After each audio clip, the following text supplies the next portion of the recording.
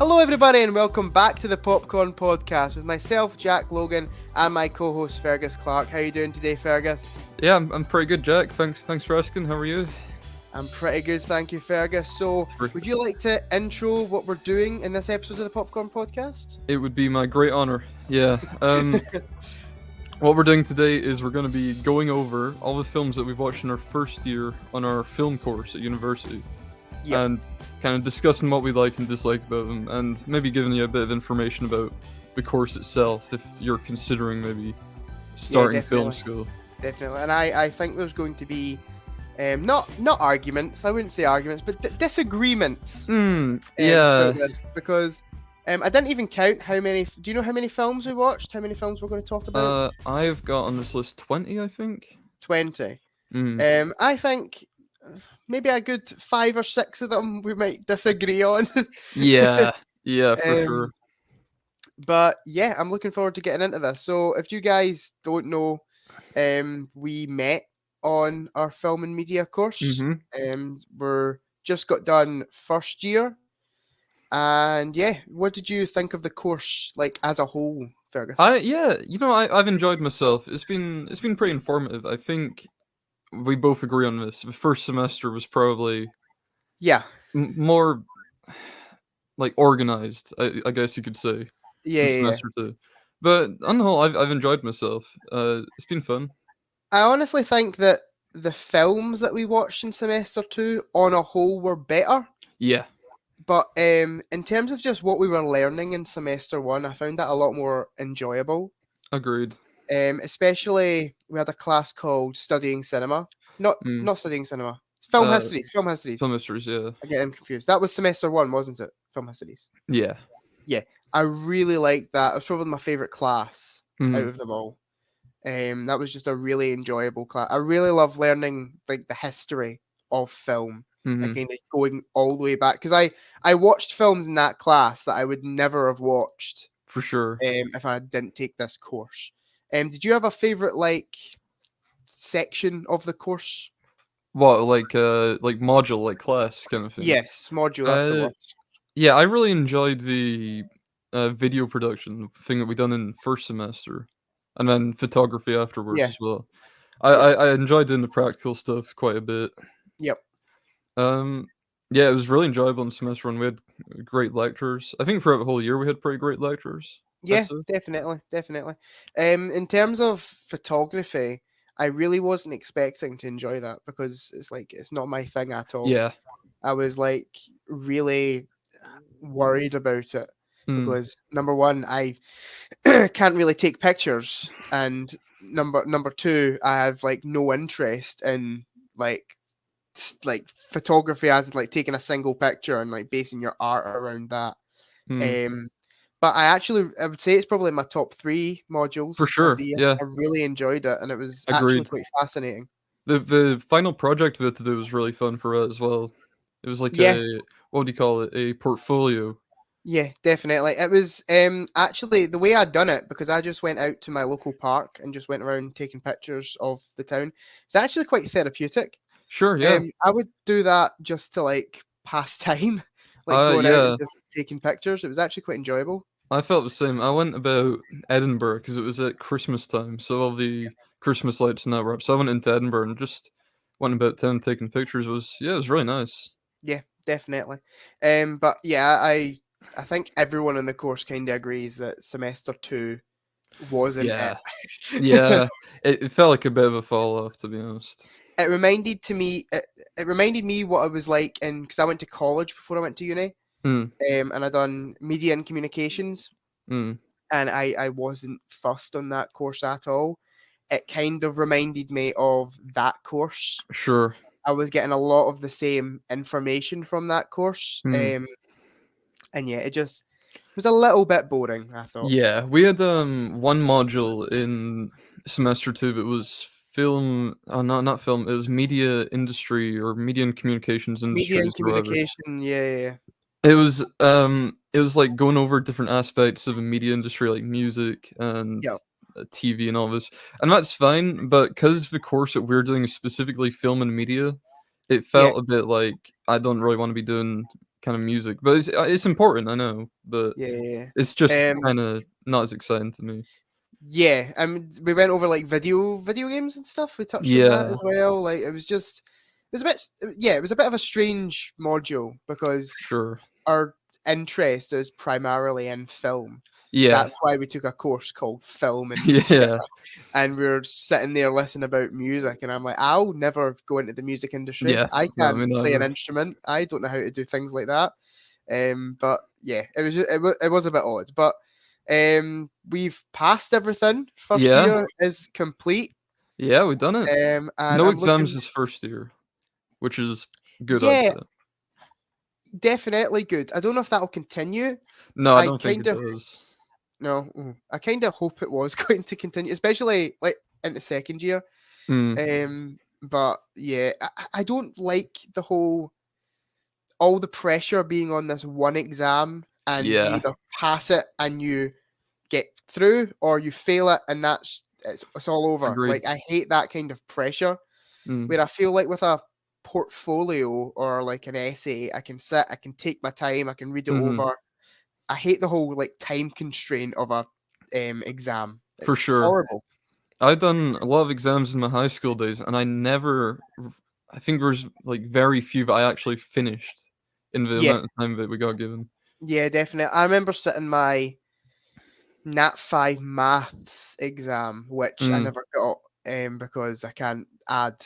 But I just remember sitting there and doing it at my own kind of pace, and then like the invigilator going, 10 minutes left, and like being like half the paper left. I'm like, I almost failed Nat 5 maths, but because of COVID, we didn't have to do exams for it, so it was just based on our in-class work, which was a relief. I failed it by 2%. I got 48%. I think I passed it by 2%. Yeah, it wasn't. Not a good time in my life. I despise. I think a lot of like people that go, and I don't want to like say this about everybody. Like I'm making a very broad claim here, but I think people that go into this kind of industry don't like things like that. Yeah, we are more creative. Like with maths, there's like one answer, and you need to get to that one answer. Yeah.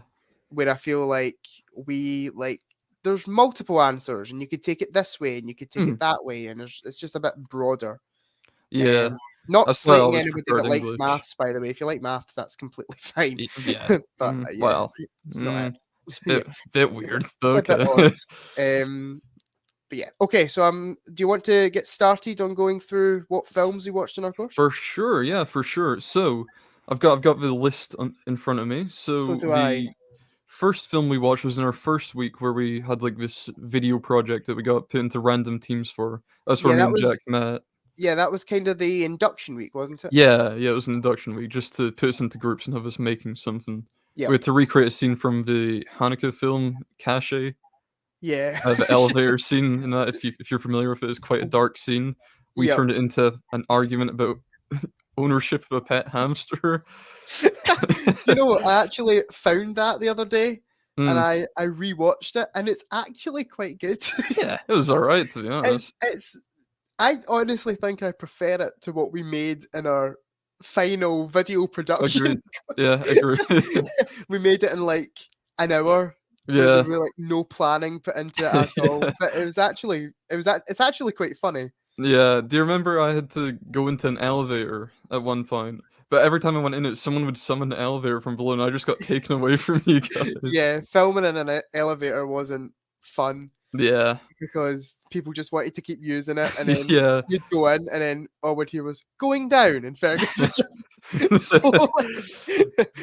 yeah, especially first week, because everyone was moving into halls as well, so we couldn't get it for ourselves. I remember we were filming in a corridor in the flats, and there was somebody like literally moving into a flat like next to us, and just kept carrying boxes by us, being like, "What are these guys doing?" We're standing arguing about a hamster, like improving.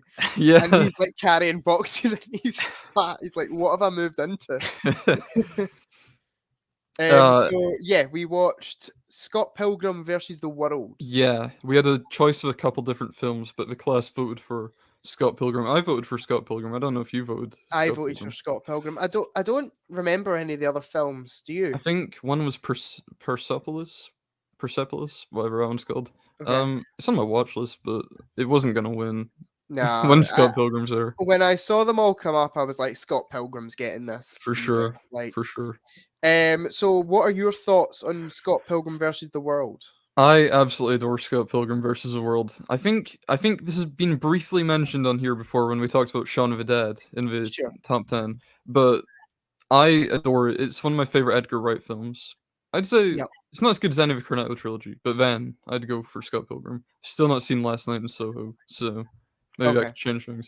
But it really captures, I think, like a specific era in culture, or specifically Yeah. like, internet culture. I think it Defo. absolutely captures that early internet era. Yep. And it wasn't your first time seeing it, was it, on the course? No, You'd seen it no. before. Yeah, so I've already got kind of nostalgia for it going into that. Sure. It was my first time watching it. Mm. The only reason I voted for it, well, not the only reason, but one of the reasons I voted for it was because it was the only Edgar Wright film I hadn't seen up till that point. And yeah, it was a good movie. Like, it was really good. I was honestly surprised. I would never have guessed that the first film I watched on a film and media course was going to be Scott Pilgrim versus the World. Sure. Yeah, agreed. But I honestly think it was a nice introduction. Yeah. In a way, because it's visually very interesting, but it's also not as, I don't know, pretentious as some of the films I guess we get on the course. Pretentious maybe isn't the right word.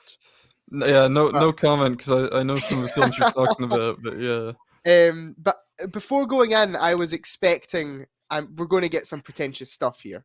And I feel like Scott Pilgrim was a nice kind of just a fun, energetic For sure. film to just introduce us to the course. But it's not like just a throwaway kind of movie. It's actually very interestingly made.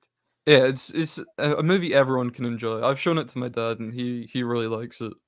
Yeah. It's based on the comics, I believe. Yes. And then recently there was an anime adaptation on Netflix, or well, I don't know if you want to call it an anime adaptation, but yeah. Is it the same voice cast? Yeah, same voice cast. I thought so. Yeah. I watched it. I was thinking, I don't know if I really want to watch this. It's just going to be the film all over again. At the end of the first episode, they completely change it, and it goes in a totally different direction. Oh, cool. I'd recommend it. I think you'd probably like it. Yeah, it's still really funny. I think it's on my Netflix list. I just need to get around to it. But yeah, I did really enjoy Scott Pilgrim versus the World. Again, the one thing I took out of it was it was more visually interesting than I thought it was going to be. It was it had its own like style. Like I've never seen another. It was honestly like a cartoon come to life in a way. I love this scene that's like the Battle of the Bands, and they're playing the instruments, and like they're able to summon like a giant gorilla to fight the dragon. I think that's really cool. In terms of Edgar Wright's filmography, it's probably my least favorite. No. But it's that or Baby Driver. It's one of the two. Sure. Yeah. But it's still a good film. Like, that just shows how good Edgar Wright is. Like, it's still I'd give it an 8 out of 10. I really like it. His style works really well for Scott Pilgrim because it's so energetic. And his films really are like comic books brought to life, I think. With all their fast editing and all that. In terms of where it came in his filmography, he'd done Shaun of the Dead and Hot Fuzz by this point. Yeah. And it kind of came after them, is that right? Yeah, before the World's End. Before the World's End, sure. It does actually feel like, I know Shaun of the Dead and Hot Fuzz are both a lot earlier, but this film almost feels like the start of someone's career. Yeah, in a way. I get that. I feel like Shaun of the Dead feels like the start of someone's career a lot more. But I would say Hot Fuzz feels like someone who's mastered their style a lot more than Scott Pilgrim feels that way. But yeah, I feel like you could show this film to someone and not tell them it's an Edgar Wright movie, and they'd be able to tell you it's an Edgar Wright movie. Yeah. Like, his style's all over it. Yeah, it's a very good movie. Like I'm giving it an 8 out of 10, but I can't actually think of much wrong with it. I've got a 5. I've got a 10 out of 10. Do Just you? yeah, it's kind of a childhood thing. Maybe not childhood, but when I was like 13, 14, I watched it and I absolutely loved it. Sure. I think I need to give it a rewatch. I honestly think it might go up Yeah. in terms of ratings, but And no, you I could really check enjoy out it. the anime whilst you rewatch it as well. Definitely. I bought the Titans of Cult version of it. Yeah. It's got all the Lucas Lee posters in it, right? Yes, yeah. Yeah. Yeah, so I think that's 4K, so I might check that out at some point. But yeah, it's a good movie. I don't Who really have much else to say about it. who's your favorite of the evil exes? Ooh, that's a good question. Probably the one I got the most laughs out of was probably Chris Evans. Mm. Chris Evans was really funny in the film. Like I was actually surprised with how funny he was. I didn't know Yeah. he could like pull off comedy. Yeah, and Um, he's good in Knives Out as well, which I think we'll get yeah, to later. But yes. But he's funny in this film in a similar way to I feel like Ryan Gosling's funny in Barbie. sure, Like yeah, he's almost like playing into the whole I'm a big manly man, like yeah, masculine, because he's an actor in Scott Pilgrim. Is he not playing an yeah. actor? Yeah, And he's got like he's really good. his stunt team to fight for him as well. That's like one of Yeah, his powers. yeah. I think he's really funny. Mm. I'm trying to think of some of the other ones. Again, it was a while ago since we've seen it. I really like Matthew Patel. He's the first one that he fights. Uh, I don't. It's at the first like Battle of the Bands thing, and he like crashes through the ceiling. I'm going to pull up a picture of them all. Hold on. Okay. Scott But Pilgrim. the reason that I really like Matthew Patel is purely for the fact that he just bursts into a random musical number when Oh he's yeah, fighting yeah. them. Yep, I I love I that. remember him. I remember him. I think And like who's the last guy that he fights? Gideon Yeah, Gideon Graves played by Jason Schwartzman. he's really good. I like him. Yeah, yeah. I like him. But In I would say the Chris Evans is my favorite. Sure. Yeah, that's probably my top 3. Yep, But I like the vegan guy as well. I remember him. Yeah. Yeah. He's funny. Yeah. In the anime, Matthew Patel becomes like a more relevant character. Okay. So, whereas in the first one, because he's the first person that he fights now, he doesn't really get much to do apart from burst into song. Literally, yeah. Yeah. But yeah, I really like Scott Pilgrim. The more I'm talking about it, the more I realize that I want to just rewatch it. Mm. It's a really enjoyable movie. I might Yeah. try and convince. I showed mum and dad the trailer, and they were like, "Nah, it doesn't look not for us." And I was Mm. like, "Nah, give it a go," and they were like, "Nah." So I I might, done the same thing with my dad, but he ended up liking it. So I might try and show them it and just throw it on one day. you could Um, disguise it as another film and then secretly put in the Scott Pilgrim disc. sure. I thought the cast as well, just like it's an incredibly stacked cast, Yeah. like insanely stacked. And I thought it was quite funny that it's mainly people who once were quite funny actors who have since done really unfunny stuff. Like Anna Kendrick's in it, who Sure. has since become like almost like a parody of herself Mm. in films that she's in. Aubrey Plaza is Yeah. similar. Yeah. But Michael Cera's really good in it, I He's thought. so good. And so is Mary Elizabeth Winstead as well. Yeah, she's brilliant in it as well. What else has she been in? Death Proof, off the top of my head. Ah, Death Proof. I'm currently Yeah. looking at her films, but I can't, except for Death Proof, can't think. Oh, she's in Birds of Prey. I watched that. Oh, wow. I like Birds of Prey. We'll I've not not get into seen it that. yet. Oh, it's actually quite good, by the way. I'd recommend. One of the better like DC movies. Yeah, it looks like it would be. Just Yeah, because it's it's just actually got like style. yeah, it's just a lot of fun. Ewan McGregor's really good in it. He plays a Yeah. good baddie. He's married to Mary Elizabeth Winstead, right? Is he? Yeah, I think so. Good on him. Is oh yes. Ewan McGregor 53 and Mary Elizabeth Winstead 39 get candid about reuniting on screen. Ewan McGregor does not look 53. That's No, he insane. doesn't. Okay, do you want to move on to the next thing we watched? Yep. So the next film is an absolutely exciting journey into cinema. Oh, A yes. classic for the ages. It's Sally Gardner at a Gallop. Yes. How Okay. long is Sally Gardner a gallop, Fergus? A couple seconds. Literally 2 seconds. Yeah, so basically, for those who don't know, you've probably seen this film at some point in your life. It's the old black and white film of somebody riding a horse.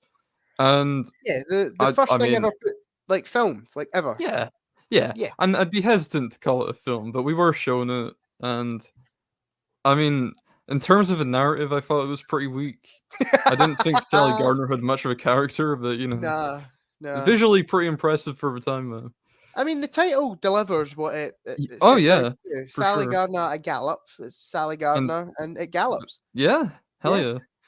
The, I do think it's impressive for yeah, 1878. Like 1878, and they managed to film like for something, and sure. it's still. I think it looks good. Like Yeah, it's fine. Yeah, it's yeah, it's an important film. I mean, yeah, if you want to watch it, you can literally look it up in the GIF finder on your yeah. phone. Literally, literally. Yeah, it's good. I can't What? say I was like extremely entertained by it or anything, Yeah, I but mean, it it was was fine. yeah. It was mentioned in Nope, the movie Nope, Jordan Peele's It Nope. was mentioned Yeah, in the movie Nope. Yes, I there's a good remember that. poster for Nope where it's the poster for Sally Gardner at Gallop with all the frames, but Yeah. the horse is slowly like being taken off the screen, like being Oh, that's lifted up. cool. That's Yeah, really cool. that's about as Um, much I have to say about Sally Gardner at yeah, Gallop. you know my thoughts on Nope, so Yeah, we won't go maybe into that. some other time. Maybe some other Yeah. time. Okay, And next. yep. Oh, next we've got another exciting film. It's the arrival of a train at a station. Yeah, Yeah. again, it's an old film. I One of don't the know about you, Fergus, but when we watched this, I thought that train was coming out the screen. I was absolutely shitting myself, chat. Honest to God, the absolute terror as it came towards the screen. Oh, Yeah, it was insane. And can you imagine watching that in 3D? I know 4DX. Oh my God. 4DX. Yeah, it's fine. How long is it? Like a couple of Um, minutes? it's 1 minute. Yeah. 1 minute. For those unaware, it's a film where a train arrives at a station and a bunch of people get off the train Yep. at the station, and that's all that happens. But there's rumors, and this is all hearsay, so nobody really knows if it actually happened. But Yeah. allegedly, when it came out, people were watching it, and because film was so new, they didn't know that it was actually a film, and they thought the train was going to come out of the screen and crush them all to death. Yeah. Allegedly. Can you imagine showing them something like Fast and Furious? Yeah. Oh my God. Imagine like Poor Things Oh in yeah. 1897. They would be absolutely they would literally die. Yeah, Like probably. their minds would collapse. Oh my God. The one thing I really want to do is like transport someone from like the Victorian era to our era and take them to an IMAX showing of Oppenheimer so they can see the Trinity test. Oh, that'd be brilliant. Yeah. Yeah, arrival of a train at a station. It's again Classic. good Classic. for 1897. Yep. Like exceptionally good. And do you know what's also interesting about it? I love that people are like looking at the camera. Yeah. Like they're like, what is that thing? Mm. Which is it's just interesting because genuinely, like, I think it's more kids are getting off the train and they're like looking directly at the camera, like, what is that? Yeah. Like, it's just interesting to see someone not know what a camera is. Mm. Like, you know what I mean? For sure. But yeah, it's fine. Again, Yep, it's fine good. movie. I would rewatch it, I guess. Yeah, I I'd give probably would. a whole minute out of my day to Yeah, rewatch that. nothing offensive about it. Nah. Just people getting off a train in it. Okay, there was one other film as well, which was a silent film about people in a burning building or something, or a guy was dreaming about a fire. I couldn't find Yes. the name of that film. If anyone knows it, feel free to let me know and I'll put it on the Yeah, list. yeah. But Didn't like it. Didn't like it. it was fun. It was comedic. You know, there Uh, was it a few chuckles. it was a little bit confusing. Yeah, I guess. It was. But I don't think it was executed particularly oh, I see. perfectly, Okay. Fergus. Okay. Nah, it was fine. Yeah, it's fine. It was It's whatever. again. It was. I'm glad I've seen it to like Yeah. see what film was like at that kind of stage. Yeah, But and it was pretty funny. yeah, it was That's alright. fine. Okay, right. Getting into an actual feature film. An actual movie.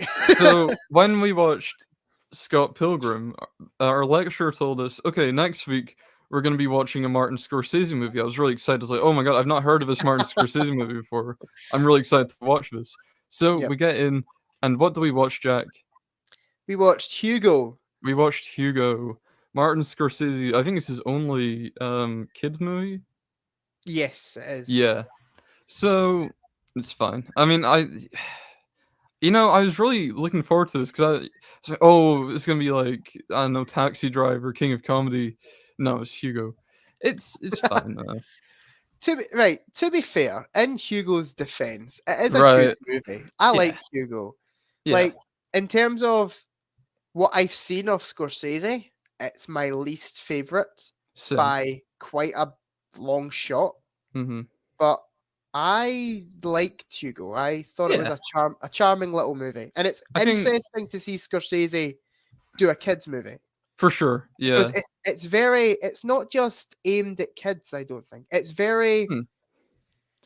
It's very Scorsese, I guess, is the only way to describe it. If you imagine Scorsese doing a kids movie, that is what you imagine in your head. It's that kind of thing. It's like laced in like history in a way. Which you can just tell Scorsese absolutely adores. There's one thing that I really love about it is like how much of Martin Scorsese's passion for cinema comes through it because of it. Yeah. I guess this would kind of be a spoiler for a film, so if you're planning on watching Hugo, I'm really sorry for spoiling it. But the guy that they find is the director of the A Trip to the Moon. I don't remember his name. Is it George Méliès? George Méliès. Yeah. So that's Ben Kingsley's character, and then they go and they try to find his old films and all this.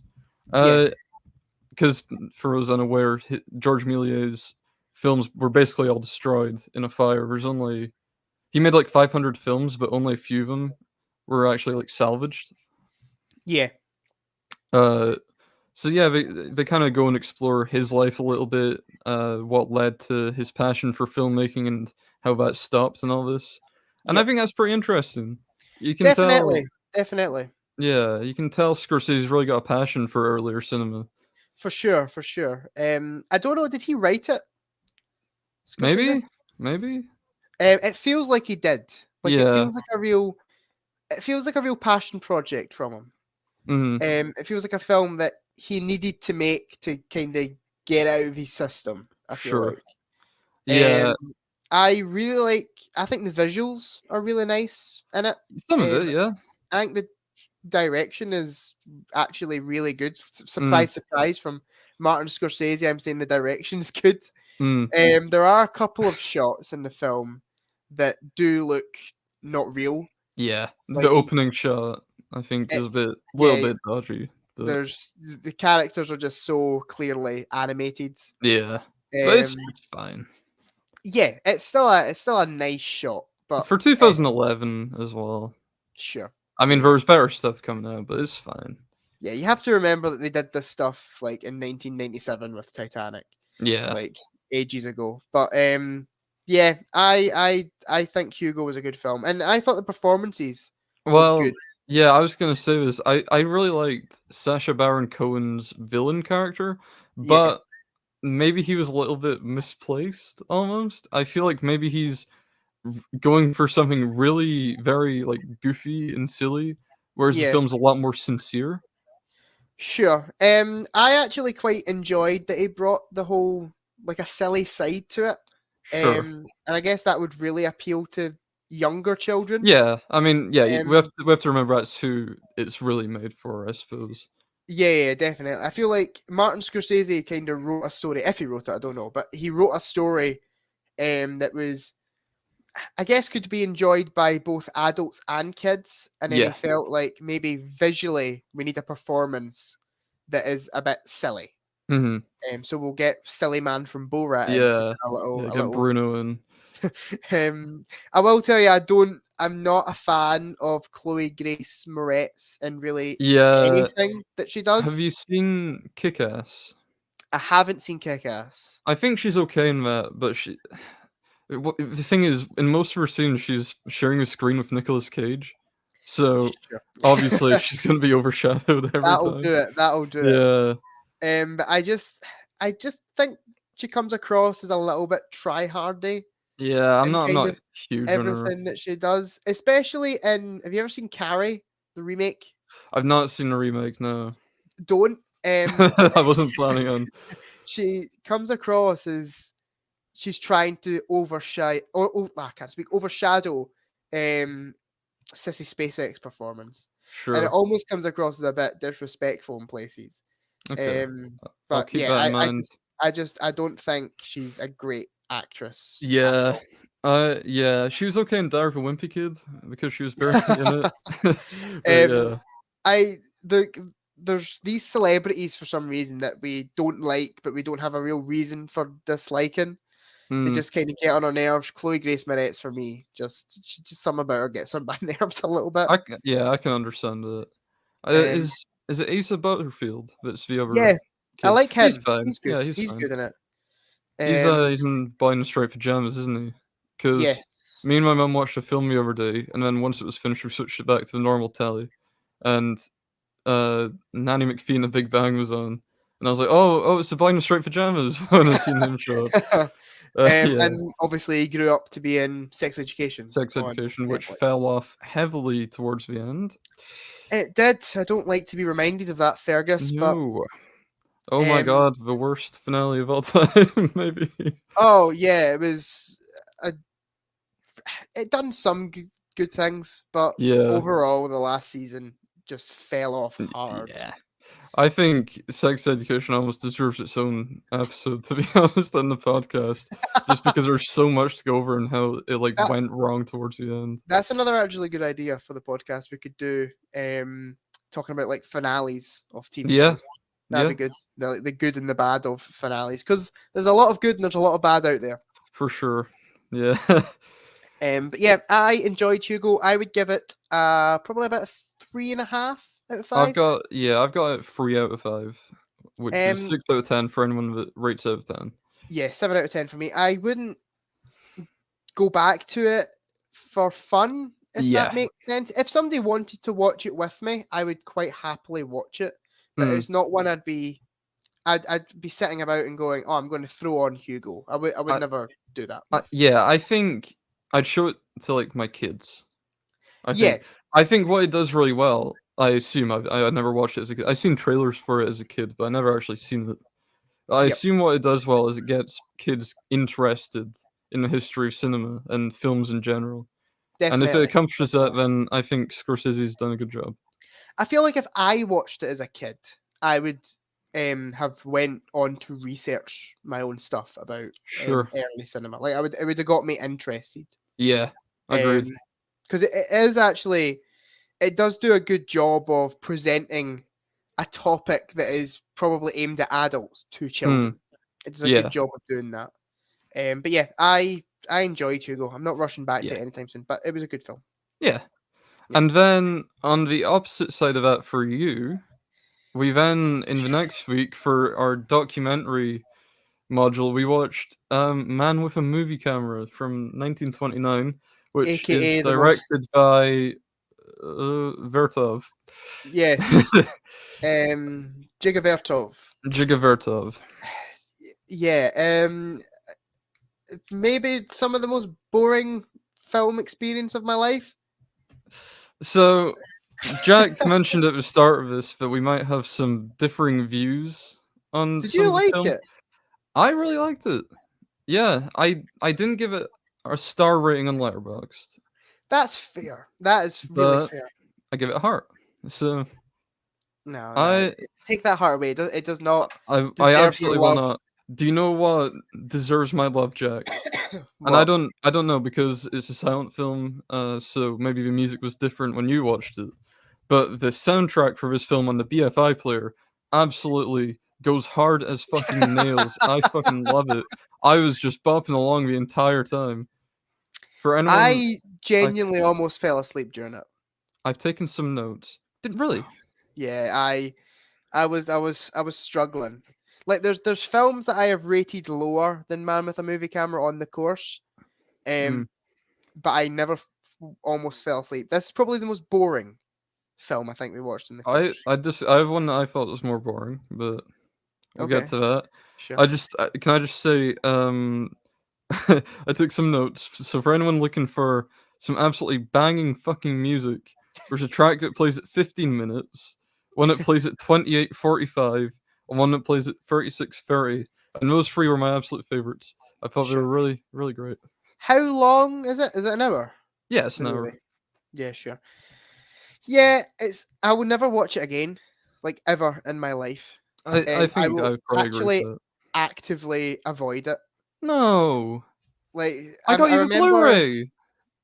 Fergus, I'm never putting that Blu-ray. I might watch because on that Blu-ray is Jigovertov's other stuff. I might Oh, watch that, sure. but Okay. I will never sit through Man with a Movie Camera again. What I really love about Man for Movie Camera, I think it's an interesting window into this like kind of long forgotten period, really, of industry and Yeah, Soviet Union. Uh, and just seeing how society acted back then is really interesting to me. that's fair. Like if you're interested in that stuff, then sure. But I thought it was boring. It was a film that I appreciate. I really appreciate it. Like Hmm. what it done for film and kind Sure. of it was the first documentary ever made. Mm. And since then we've had some banging documentaries. Name one. Name Um one that's better than Man for Movie Camera, Jack. I could name many that are better than Man with a Go on, Movie man. Camera. Do you know what my favorite documentary is ever? What? Bowling for Columbine. Oh, okay. My favorite documentary. I'm gonna guess what that's about in my Yeah. head. Yeah, It's Michael Moore that done it. sure. Yeah, yeah. Anyway, Man with a Movie Camera it just bored me. Like again, I appreciate Yeah, it. it's fair. I'll never watch it again in my life. I And there's think. also a really unsettling scene where you see a Oh yeah, I should talk about that. Yeah, yeah you see a baby getting born yeah. and So it comes out of nowhere and you just are it like really does, doesn't it? what have I just witnessed? Basically, what I wasn't in the week that we watched this movie, Yeah. so I watched it last week in preparation for this episode, and I'd heard all this tell about this childbirth scene. I was like, "Oh, is it really this bad?" And we get to it, and it's like, "Oh, this is fine. It's just a woman like lying in bed, and it's implied that she's giving birth. She's like heavily breathing and all this. Okay, whatever." And then they peel away from and yeah, they really show you, don't they? Jeez, Yeah, it's not something else unsee in a hurry. the only time I've ever seen childbirth in my life, Yeah, and I'm not excited to see it again, I have to no, say. no, I don't think. Oh, yeah, I will Um, say, in that scene's defense, okay, yep, I think there is a weird kind of beauty to that scene, not in the birth itself, but the yep, idea of someone giving birth and it's contrasted with a funeral happening at the same time. sure, And sure, then there's also a bit of a wedding spliced in, and I kind of like how that portrays, yep. life, I suppose. Yeah, I'm a big fan of Man from Movie Camera. Yeah, I'm nah. I gave it 2.5. If I was forced to give it a rating, I don't know because the thing is, when I look at my ratings, it's compared to like a bunch of fictional films, or is this a document? And it's kind of hard to say Yeah, like if I give it 4 stars and I looked at another 4-star film like Reservoir Dogs is one I've given 4, I'd be yeah, like they're not even on the same level. That's yeah, unfair to yeah, yeah. compare them. Sure. So I'm just gonna stick with my little heart that I gave it. Yeah, to be fair, I think not rating it is probably the right thing to do. Mm, The reason I gave it 2.5, right down the middle, a 5 out of 10, um, is because I will never. It bored me. I would never rewatch it in my life. sure. But I get why it was made. Like I Yeah. appreciate why they made this film. So it was kind of like I'm kind of split on how I feel about it, but Sure. overall, I didn't have a great time watching it. I was really, really bored. It felt like 3 hours. It did not feel like an hour. Yeah, I mean, it's fair enough. I think it did kind of start to lose me towards the end, because a lot of it Yeah, was focused on people just, like, playing sports, and I was starting to lose yeah. interest a little bit towards the end. It was an odd little film Yeah. actually when you think about it. I think it is I wanna say it's quite a human film to me, because Sure. you get a lot of insight into the people that show up for only a couple seconds just because they're real people, and you see them doing real things, and it's genuinely authentic. And what was it we were talking about earlier? The, train arriving at a station where you see people, like, looking at the camera, and it's the same thing here, you see people, like, waving at the camera, smiling at the camera, and I think that's Yeah, pretty cool because they wouldn't be used to seeing that sure, kind of thing. sure. Overall, not one I would revisit personally, but Yeah, I uh, mean, I'm a fan, but I can totally understand why people would be put off by it. yeah. Okay, next up, We've we got watched Sherlock Sherlock Jr. Jr. for silent film. Uh, Yeah, this is a really I seen recently it, celebrated its 100th anniversary, so happy birthday to Sherlock did Jr. it? Happy belated Happy birthday. birthday, Sherlock Jr. Should Yeah, we should we should we sing happy birthday? absolutely not. No, no way. But, I really enjoyed Sherlock Jr. yeah, it's a lot of fun. It's a really Yeah, fun film. it was not a long movie. How long was it? Like I think 40 minutes, maybe? Let me check. something like that. 45 minutes. Yeah, not a long film, but really enjoyable. Like Mhm. I was actually kind of surprised with how much I enjoyed it.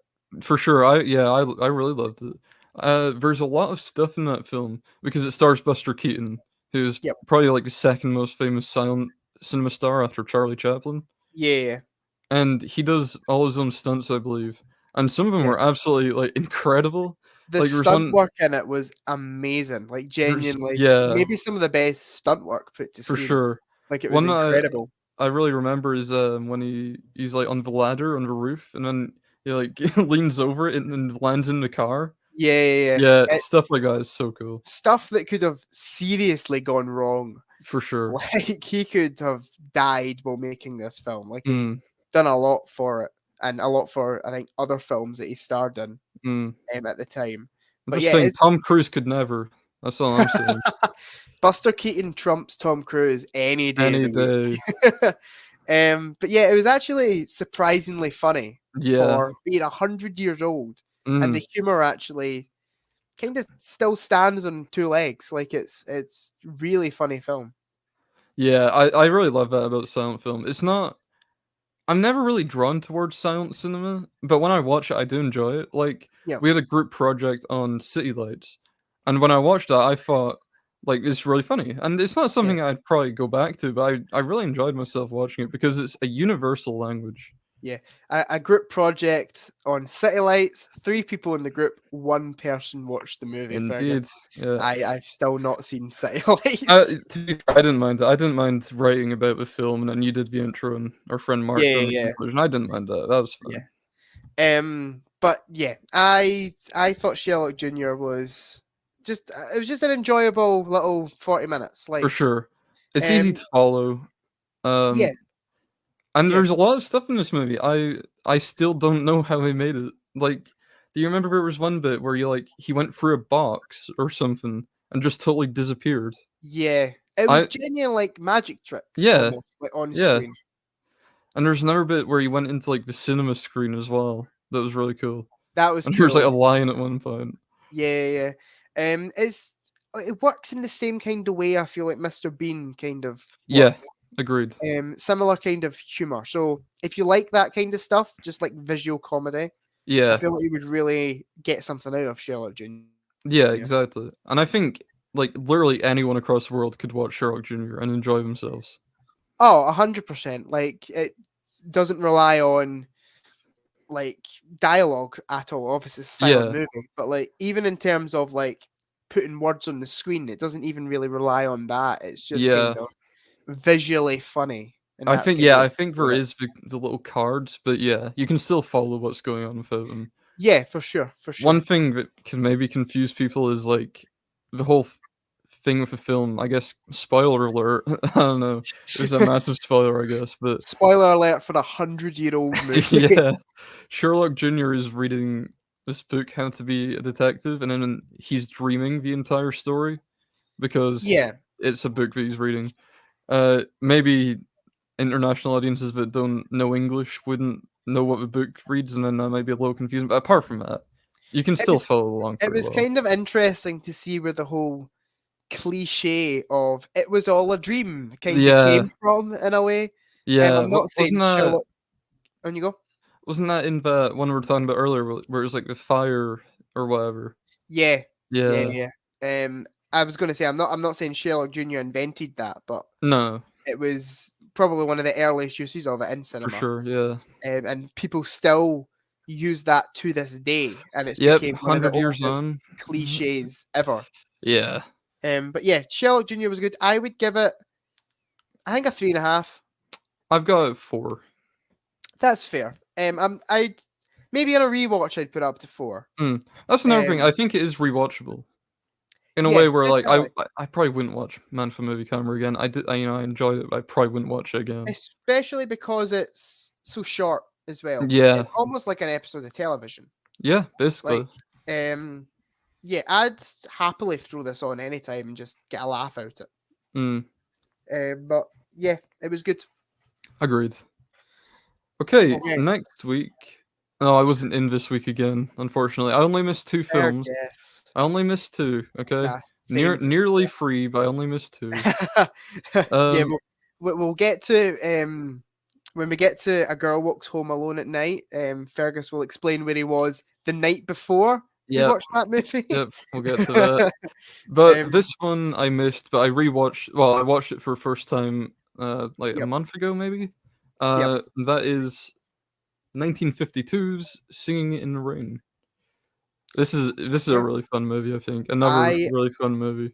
Personally, I adored Singing in the Rain. Mm-hmm. I thought it was absolutely fantastic. Well, you watched this for Sound and Color that week. And it's probably honestly the perfect choice for that. Yeah. I think it was between that and Wizard of Oz. Yeah, I was gonna say people would probably gravitate towards the Wizard of Oz. Yeah. But I think Singing in the Rain is a really good choice for it as well. Definitely. It was just I wasn't expecting it, honestly, I wasn't expecting to love it as much as I did. Yeah, agreed. Simply because it's quite an old-fashioned movie. Yeah. In terms of how it's presented. But I just got so much out of it. I thought it was actually really funny. It was a really funny movie. Yeah. I actually laughed out loud multiple times in class watching it. And I felt like an idiot because I felt like I was the only one laughing out loud at this movie. You're the only person like having fun with a movie, Jack. Don't let them stop you from having a good time.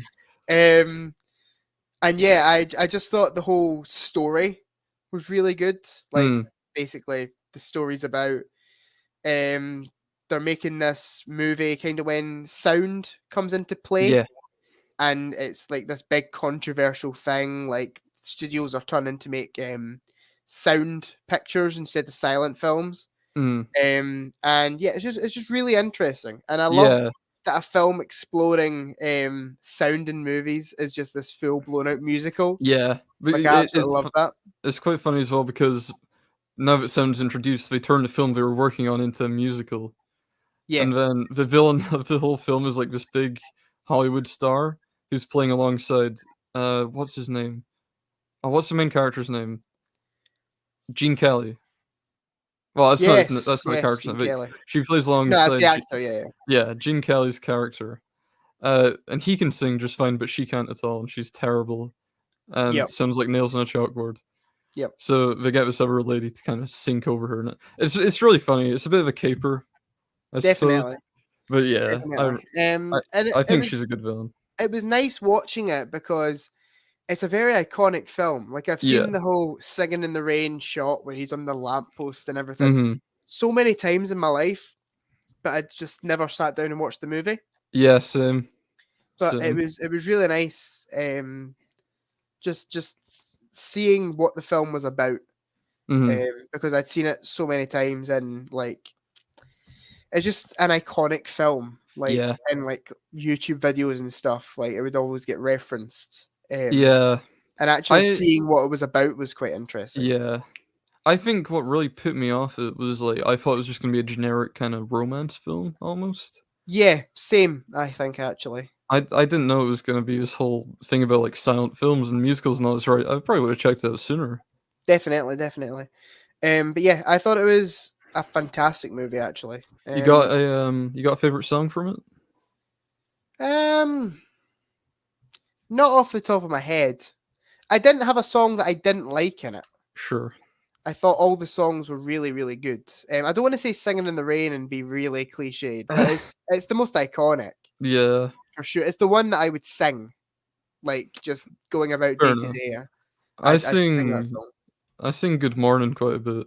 I like that one. Good Morning's a good one too. I remember hearing that song in. I remember I was in. This is such a random story, but I was in Ibiza. And we went to the quiz that the hotel was doing, and they played that song, and we had to guess how many times they said the word "good morning." That was one of the questions in the quiz. I remember that was the first time I heard that song and being like, "What's this from?" How many times did we say it? Can you remember? Absolutely no idea. I'll guess 32. No, it was more than that. It's loads. I can Google it if you want, but no, it's okay. It's okay. It's okay. Okay. I'll leave you guessing, Fergus. Yeah, we can answer it next week. That'll keep people coming back. Yeah, come back next week if you want to know how many times they say "good morning" in the song "Good Morning" from Singing in the Rain. Yeah. But yeah, I actually think it's probably a near flawless movie. I really enjoy it. I've got a 4.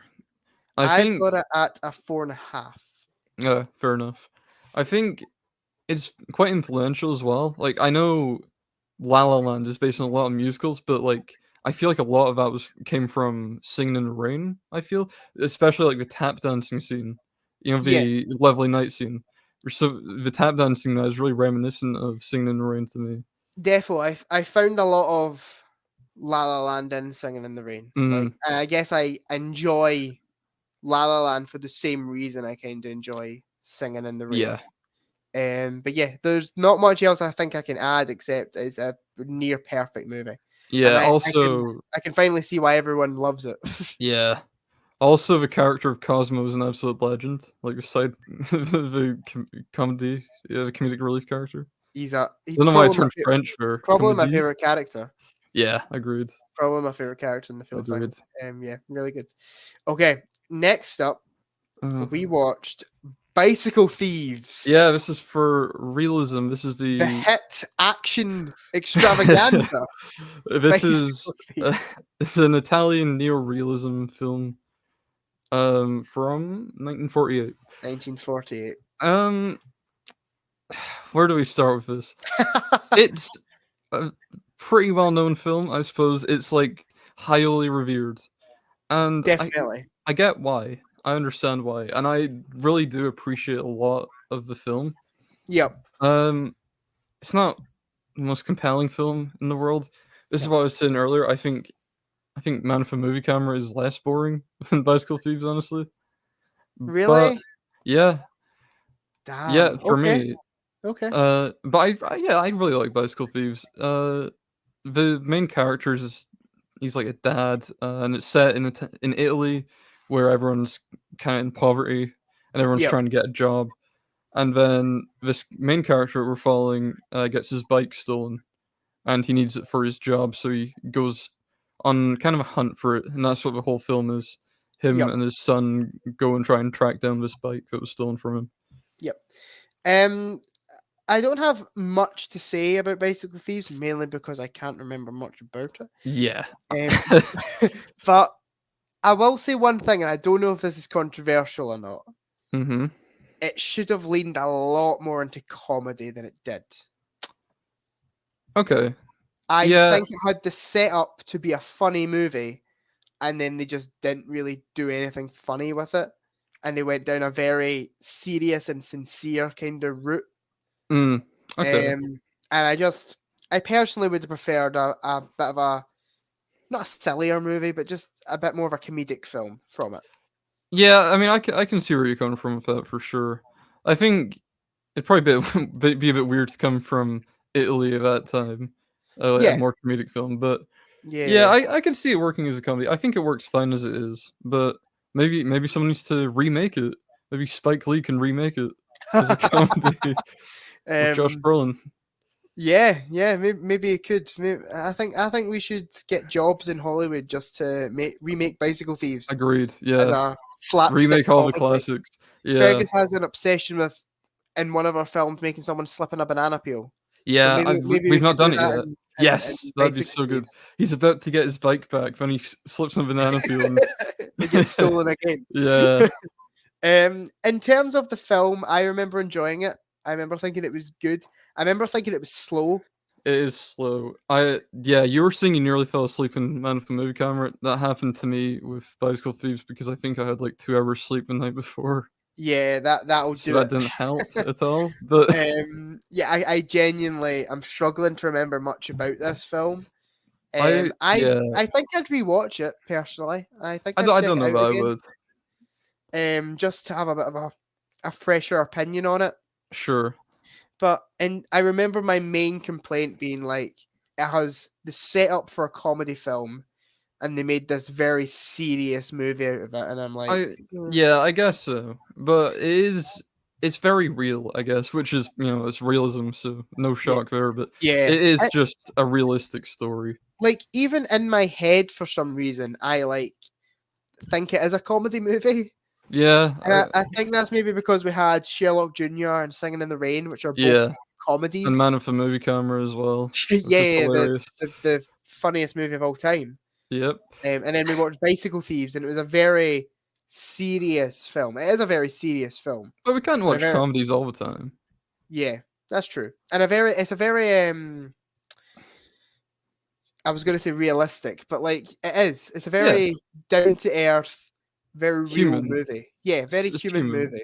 It's a story. It could actually happen. That's what Yeah, sets it apart. That's why it's not a comedy because it's meant to be like this could have actually happened, I suppose. sure. Whereas if he I did actually slip in a banana peel, not that that I isn't a hilarious bit, but you know, yeah, I think it would make a good episode of Mr. Bean. yeah, yeah, yeah, I could definitely see that. Mr. Bean gets his bicycle stolen, and he gets teamed Yeah, up with a yeah, kid. And they basically remake Mr. Bean's Holiday, but bicycle. yeah. But yeah, I think it's a good film. I really like it. I've got it at 3.5. I've got a 4, but not Four. heart. There's no heart. The heart usually Oh, indicates I would rewatch it. okay, Usually. that's fair.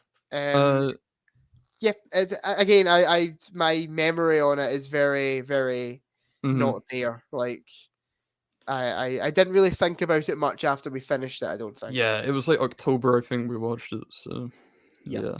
I will say one other thing I do remember was the child actor was really good in it. I thought he was really good. So was he the was. main guy. I thought all the acting was really good in it. Like, Yeah, and because I remember thinking the ending was quite nice. yeah, yeah, I think I remember that. It was for either I sure. thought the ending was really nice or I didn't think the ending was nice. I remember having strong I opinions about liked the it. ending. I liked the ending. But yeah. But yeah, I thought it was a good film. I think one other thing, just on the topic of the actors, is with neorealism, they didn't cast like well-known actors or even actors at all. I think I'm pretty sure it was just regular people they got in. Yeah, yeah, So these people don't really have any other acting credits, but they all did a really good job, and that's because they're just playing real people. defo. I agree. All right, well, I think that's enough for Bicycle Thieves. Let's move Yep. on to an absolutely wonderful, wonderful film Yep. called Film Fest from 2020. Film Fest. So, Yeah. on the topic of it releasing in 2020, recently I was looking for my Letterboxd list just to see what movies I'd seen from each year. And this is one of the only movies I've seen from 2020. If I I had to think I'm pick the same. if I had to pick a favorite movie from 2020, it would have to either be I'm Thinking of Ending Things, which I love, or Film Fest, which I I think don't. I think the three I've seen from 2020 are Film Fest, Borat 2, I think was Oh, 2020, sure, yeah. and Nomadland was 2020. Okay. But yeah, Film Fest. I wonder why not many films came out in 2020. Yeah, it's like something happened. Like the film industry shut down or something. Like yeah, it was weird. Yeah. yeah. I just forgot to release movies for a year. Anyway, we watched Film Fest because the topic of the week was film festivals. And how many films are there about film festivals? Mr. Bean's Holiday, which I would have put on. Oh, But, Mr. Bean's Holiday would have been a goat choice. Yeah, I agree. But like, not only is it about Film Fest, but it's about the journey to Film Fest. Exactly. I think it is so crazy that we got made to watch Film Fest after watching Man with a Movie Camera, Singing in the Rain, and Bicycle Thieves. Yeah. And then we watched a straight to DVD movie about I film think it's on Prime. I think you can watch it on Prime. Yeah, everyone I'm go just out looking and at check it it out. now. Yeah, I mean, to be fair, support independent filmmaking, right? Sure. I'm looking at it now, and 278 people have seen it on Letterboxd. That's not a lot of people. No, it's not. I thought it was all right. Yeah, it's fine. We kind of laughed along at it. It is meant to be funny, but I feel like we almost took the mick out of it a little bit. Yeah, there's something weird that they do with it is they make every character like an absolute nut job. Like everyone's fucking insane in this movie. I remember the guy that's like hosting a film fest is like this weird cowboy. Oh, he's absolutely nuts. Yeah, he's off his rocker. But yeah, again, it's not one I would revisit. I don't think unless I needed a film to like take the mick out with my mates. Yeah, yeah, I could see it being that kind of thing. Because I commend it in a way because it is quite sincere, and it tackles some topics I think are interesting. Like, is it really filmmaking if you're filming on your phone? Yes, it is. This guy is like really, kind of old-fashioned and thinks all films should be done, filmed on camera. But this other guy films on his phone, and he ends up winning some award at the end, which the cinematographer didn't get. So I think that's pretty interesting. Defo. I think the main thing about it that I don't like is it's a comedy film. It is primarily a comedy film. And now you're complaining that it is a comedy. Bicycle Thieves, you're saying it wasn't a comedy. Well, if you're making a comedy, you have to make it funny. Well, there is that. We laughed a lot. We laughed at it, not with it. Wasn't there a line where a guy says like it didn't good or something like that? Something like that, yeah. Again, it's a film that I don't have strong opinions of. No, I think I would not rewatch it anytime soon. It wraps itself up quite nicely. The way I described it was, it ends like a Dhar video where everyone's like learns a lesson by the end. Sure. So it actually is a bit like a Dhar video, the full movie. Like the production quality feels like it. But again, I respect these people for going out and making this film, and it's not terrible by any means. No, definitely and it has not. some interesting ideas, I think. I've got it at a 3 out of 5. Same. Yeah, I'm the same. It was a fine movie. Yeah, it was fine. I'm still a bit confused why we watched it as a part of our course. No, me too. I'm confused as to how our lecturer even found it in the first place.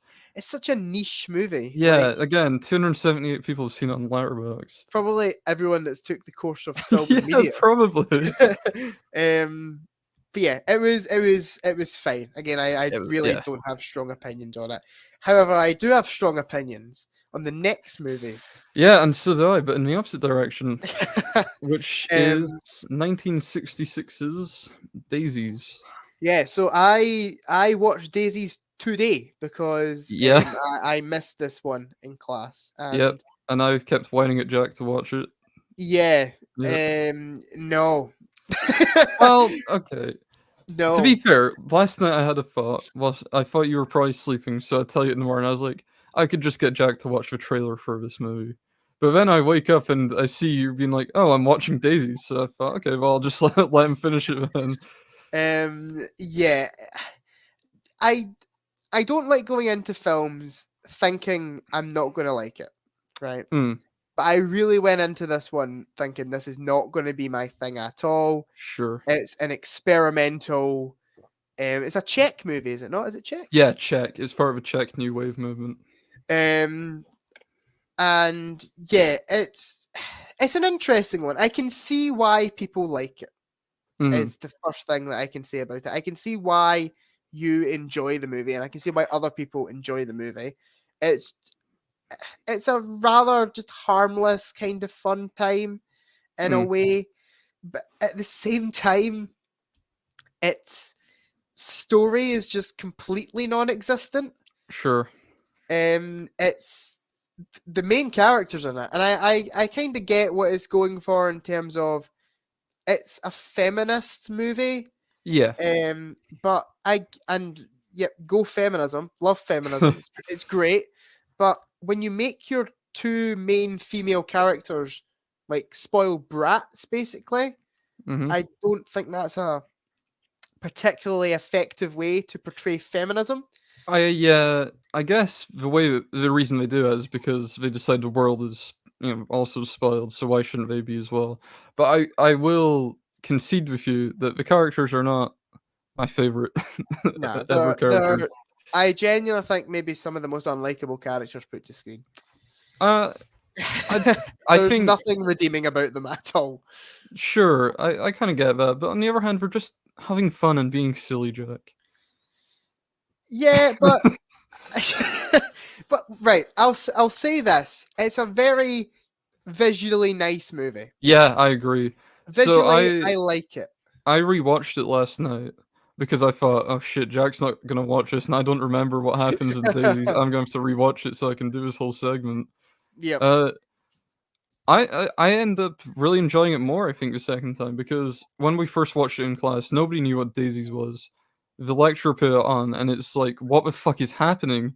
You know, at the start when they're like, they're dancing around the apple tree or whatever. It's like, what the fuck is going on here? Yeah. No one knew what was going on.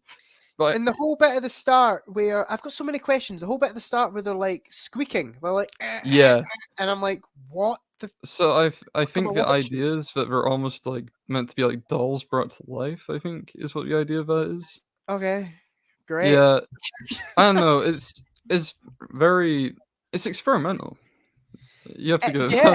Yeah. It's experimental. It's just sad that it's a failed experiment, eh?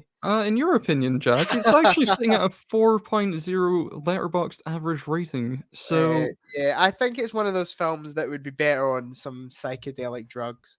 Oh yeah, agreed. There's so many questions I've got from it, like the whole bath. They go in a bath of milk. Yeah. And start drinking the milk. Yeah, everyone does that. And then there's the whole bit where they start cutting each other up with scissors. Okay, I didn't know what was going on at that point. Yeah, that lost me. Like, it's just such an odd film. And I get, like, that's quite cool visually. But I hate when they don't tie it into... There must be a reason for you doing it. You can't just go, oh, this is a cool visual trick. I'm going to do that for fun. There probably is a reason for it. I don't know what it is. I think the filmmaker herself has gone out and said that the film is purely just about having fun. I believe. I didn't have fun. Well, maybe you didn't, but the characters did. They had fun. It's just meant to be. Yeah, fun at other people's expense. Well, that's true, but if you think about it, the people that they kind of fuck about with in this movie are like old, lecherous men, and sure. I don't feel so bad for them. No, neither do I, right? But they don't just stick to those kind of people. There's a bit where they start answering the phone and they just keep telling the people on the phone to die. And I'm like, we're having fun, Jack. That's not fun. Yes, it is. Like stuff like that. I was like, all right, okay, it's rich men that probably would treat these women badly anyway. Fine, have your fun with them. And then they start just answering the phone and going, die, and then just hanging the phone up. And I'm like, that's not funny. Rehabilitation center, die. Yeah. That's funny. I like it. And what was the bit at the end where it comes up on the screen being like, this film is dedicated to people who something about a trifle? My takeaway from the end of the film is that it's kind of about the consequences of breaking free from society and being fun and silly and all this, and then eventually they get punished. In this case, well, no spoilers, I guess, but they do get punished. It's 1966. Let's spoil it. Yeah, but I hadn't seen it until last year. You just saw it this morning. Spoilers. Okay, spoilers for Daisies then. They die. They do die. I Best guess scene of the movie. no. I think it's pretty symbolic, I guess, of just how society would, kind of crush people that Sure. try to break away from it. And Also, there's a lot of readings I think you can take away from I've got Daisies. so many. I've got more questions about it than anything. Mhm. Like they're swinging on the chandelier, Mhm. and then they're swinging along, and then suddenly they go in the ocean. I think the ocean is just symbolic of them drowning and how society wouldn't save them from it because they're mucking around in their I actions. Right, Fergus. I'm one for symbolism. I like symbolism, right? Mhm. But you can't have somebody swinging on a chandelier and then 1 second later be in the ocean. How? That's symbolic. What happens when they're in? That's not It how is because symbolism works. they're asking for help from the local men and they just ignore them. So are they actually in the ocean, or are they imagining being in the ocean? No, it's like it's a visual kind of metaphor almost, I Yeah, suppose. I didn't like it. Oh, I did. I It think was everyone should watch Daisies. Nah. It was No, again. okay. It was visually interesting, but the story it almost felt like skits. That's what I Yeah, wrote about I in my guess so. review. It felt like loads of unfunny skits. I thought they Just were kind of. funny. Did you actually laugh at the movie? Did you? Yeah. It's not. It's one of the least funniest films I think I've ever seen in my life. Okay. Well, everyone has a different sense of humor, Jack. Is it even labeled as a comedy? I would say so. Do you not think that answering a phone and telling people to die isn't comedy? Oh yeah, it's pretty funny. Yeah. Yeah, I visually I thought it was nice. Visually, I thought it was some of the stuff they done was very interesting. I've not really seen a film with a visual style like it Mhm. before. In terms of story and plot, I get what it was going for. I just didn't like what it was going for. Sure. Okay. What I would say is everyone at home right now, I'd recommend watching it, making up your own mind on it because some people really like it and some people really dislike it. Uh, but I think the best thing to do just it's really short as well. It's only an hour and 15 minutes. That is one thing that I liked about it. I Mhm. feel like if it was any longer, I would have Yeah. I genuinely. mean, I feel like it was paced okay. yeah, I think if I'll it give it went that. on longer, even I probably would have gotten a Yeah. headache from it. And I thought I the first kind of 30 minutes of it, I was like, okay, if this is fine. Mhm. Like, and then it just started getting weirder and weirder and weirder, and I was like, Yeah. yeah, it just drew me straight out of it. Yeah, I I think I guess. was fine up until there's a bit where they go to like a club and Yeah. they just start messing around in the club. Oh, that's fun. I like And that bit. no, it's not. They're being Uh, so yeah, they're being irresponsible. disruptive, and then they Yeah, get punished for it by the end. good. Well, in your opinion. Anyway, I think yeah, everyone should go out and check because some people really click with it, and some people will Oh, definitely definitely. not. As I said, I can see how people would enjoy it. I can see Yeah, why it's some people's cup of tea. It's just yeah. not mine. It's not mine at all. It's got a Blu-ray out, by the way. Was it? Yeah, Oh, I'll be I'm purchasing. pretty sure it's Criterion. Really? Yeah. Oh, I was looking Um, for their UK films. I didn't see it, so maybe it's Maybe just it's a US US. release, Yeah. which is what I But yeah. hate about Criterion, by the way. What have you got Daisies at in terms of score? 4 and a heart. Yeah, 4. I know. Yeah, I know. I've I got wrote it. a very generous 1.5. No! I No! very generous. I was so close to putting it at 1. Nah, come on. 1.5, and I think that's fair. Fine, yeah, whatever. Sure, okay. Whatever, man, that's fine, whatever. Okay, do you want to? Okay, So the I'll next film. I'll intro the next one because Okay. I don't know if you have anything to say about it at No, all. so this was another one I didn't manage to see in class. Devastatingly. Called A Door to the Sky. A Door to the Sky from 1989, directed And by oh, you go. Farida Benlazir. Farida. It's directed by our girl Farida. Sure. And there's like nowhere to watch this movie. Yeah, it's actually impossible. Yeah, It's so that's why I haven't seen this one. Don't yeah. know if I would have checked it out because I know no one in the class really enjoyed it. No, I don't think, or maybe some people did, but myself and Mark definitely didn't. Go for it. Okay, so Fergus, go and tell us what A Door to the Sky is about. Do I have to? Let's see. I hardcore related to this. I too am prone to flashbacks in art museums. There's a lot of no, I'm just reading someone else's review. Sorry. It's about a Moroccan who returns from Paris to visit her dying father in Morocco, and then along the way, she rediscovers her faith as a Muslim, and yeah, she goes from being a punk at the start to kind of gravitating back towards her faith and rediscovering what it means to, be religious and all this. Okay. So, okay, I am not a religious man. Okay. So I didn't connect with the story very much. Sure. I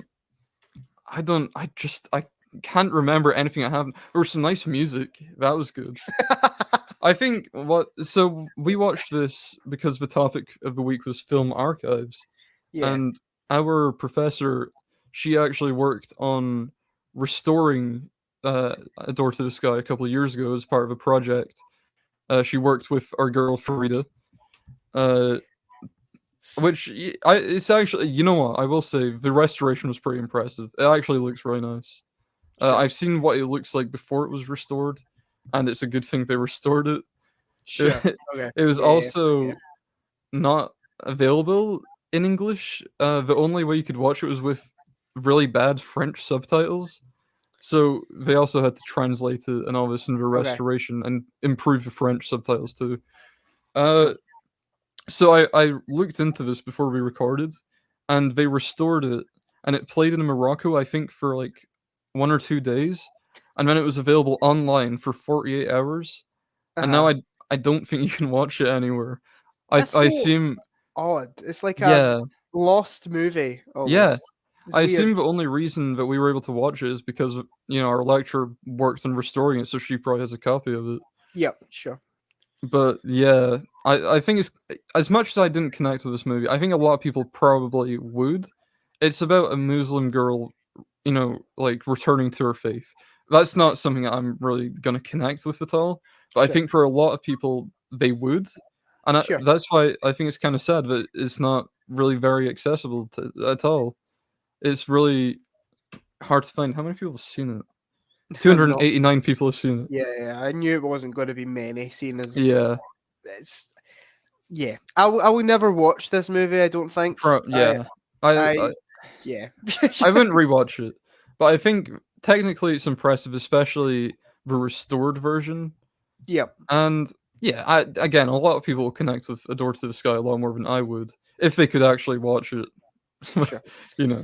I get you. What have you got it at score-wise? I didn't give it a rating. It didn't feel right to give it a rating because it was fine, but it's not really for me. Sure.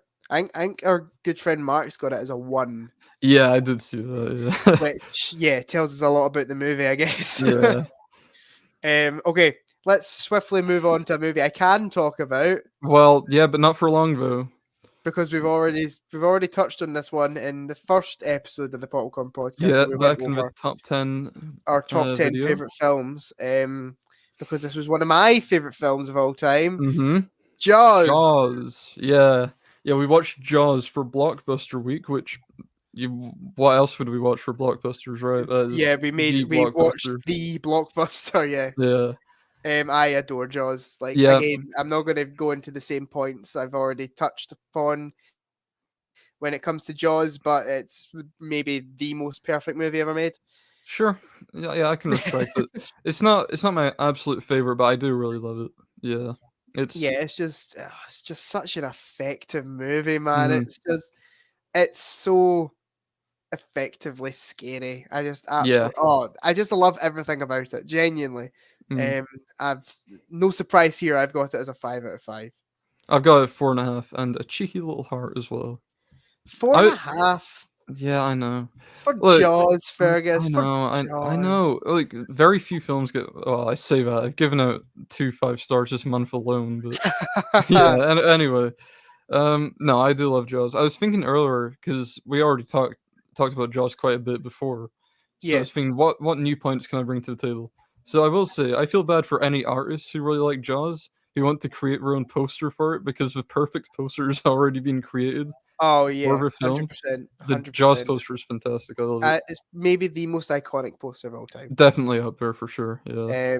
I'd say that, and maybe Jurassic Park's got quite an iconic one with that Yeah. logo. Or A Star lot of Wars as a well. lot of Spielberg movies just have Yeah. great posters. But yeah, Yeah, for it's sure. a film that I can't really say anything that hasn't already been said. For sure, yeah. It's probably the most perfect movie ever made, and I would gladly watch it anytime. I'd watch it Yeah. now. Yeah, I fair I, enough. I love it. Okay, So, that let's brings talk us to about the the end next one. of Film Oh, Histories. Film Histories is over, and so it does. so is Semester 1. So now we're moving into Semester 2, where our movie watching module is film or studying cinema. Yep. Studying cinema. Yep. And the first week was Knives Out. Yes. 2019 Knives Out for classical Hollywood for Again, some reason. it Okay. was another it was another one I wasn't really expecting to watch on a film and media course. Sure. But I'm really glad we did because I Yeah. love Knives Out. I love Knives Out too. I I used think to have it's it at a really 5, good it's at 4.5 now, but I still adore it. I sure. really do. I think I've got it at 4.5 as well. Yeah, it's such a good like murder mystery film. Yeah. And It it's almost good timing yep. for us to talk about it because the third one has been announced and all the cast Yes. is getting announced now. Wake Up Dead Man, is that the name Wake of it? Up Dead Man. Yeah. I'm really looking forward to because I liked Glass Onion as well. Yeah, I thought Glass I Onion thought was good. I thought I Glass like the Onion was scene good. where Daniel Craig played Among Us. I think that was a pretty epic scene. Yeah, in terms of Knives Out, it feels like this classic murder mystery film. For sure. Like in the same kind of vein of like Agatha Christie kind of Yeah. style of murder mystery, but it also I feel like takes a nice little twist on it. It's not like because I'm not going to spoil anything when it comes to Yeah. Knives Out because I feel like it's a film that you really should go into unspoiled. Yeah. But it does a little twist kind of in the middle of the movie where you think Yeah. you've worked it out. I mean, I guess minor spoilers. I would say it's like it's quite subversive in that it follows not really how the person was killed, but how a particular character is going to get away with this Yeah, character having been killed, yeah. which is a really It's fascinating kind of way to approach a murder mystery. I think. definitely, definitely. Yeah, and I think all the performances, all the cast are just Yeah. fantastic in it. Yeah. Like it's such a great cast. Daniel Craig, I think, does a great job. And another really outstanding part of the film, I would say, Ana de Armas is just Fantastic. fantastic in the movie. So And good. she's like the best Bond girl, even if she was only in that movie for like 15 minutes. I genuinely think they should do a spin off with that character. Yeah, they're doing a John Wick spin off with her character, right? Yeah, Ballerina, is that the name of it? Yeah. Yeah, I'm looking forward to that. I'll watch it. I'll watch the John Wick films first, probably. That'd be a Have you good not seen idea the John for that. Wick movies? Not one of them. I You wanted gotta to watch them, Fergus. as a kid, but I'd go on Netflix and I'd search John Wick, and it would just be like John Wick 2 and no other John Wick film. Oh, sure. So, yeah. Yeah, they're all excellent movies. Mm. 4's my favorite, but genuinely all 4 of them are great. Yeah, I heard a lot of buzz about 4 when it came out. Yeah. But yeah, I absolutely love Knives Out. Rian Johnson, controversial, I guess. Could you still call him a controversial director? I wouldn't. I think people don't like The Last Jedi. I think a lot of it is quite well directed, and it's not my favorite movie that he's done. It's probably the worst thing I've seen from him. Yeah. But it's not terrible, and he is really talented. He done the episode of Breaking Bad, Ozymandias, which is, I think, one of the only things on IMDb to be sitting at a perfect 10. He also done the episode Fly. Fly, It's my least favorite episode of Breaking Bad. It's a controversial episode. I enjoy Fly, but it is. I rewatched Breaking Bad recently with my mum, and when we got to Fly, she hadn't seen Breaking Bad. She'd only seen like first 2 seasons of it. When we got to Fly, I was thinking I could just skip this and it wouldn't make any difference. Oh yeah, Mum wouldn't know anything, and I don't want to sit through this again. Yeah, it's a very pointless episode. But I enjoy it. It's good. It's nice little bit of just spending time with Walt and Jesse. When I say it's my least favorite episode of Breaking Bad, that's still like a solid 7 out of 10. Yeah, it's still a great episode. That shows how good Breaking Bad is. Mm-hmm, sure. But I just think it's mad how he directed the best episode of Breaking Bad and also the worst episode of Breaking Bad. I wouldn't say Ozymandias is my favorite episode of Breaking Bad. Sure. My favorite one actually is, do you know the episode Confessions? What happens in it? The one where Walter White makes a tape confessing to it. Oh, sure, yeah. That's great. Season 5, particularly the second half of season 5, is so good. Yeah, literally 100%. Like the best TV ever. Possibly. Yeah, and I think the whole of season 4 as well, especially the finale of season 4, Face Off is great. Like climax to this whole 4D chess match that's been going on the whole time. Yeah, definitely. Season 2 is underrated too. But back on topic. Knives Out. Knives Out, yeah. I think the best thing about Knives Out is the cast absolutely carry it. Every character is really fantastic, no matter how much screen time they get. Even like, what is it? Jaden Martell is the actor's name. Don't know. He's like the kid, and he's probably the least memorable character. But then there's still that really iconic line. What were the overheard words by the Nazi child masturbating in the bathroom? That's got a good impression. Thank you. The cast are exceptional. And who's the guy that gets killed? What's the name of that actor? Oh, Christopher Plummer. He's brilliant in it. Yeah, he's great. Fantastic in it.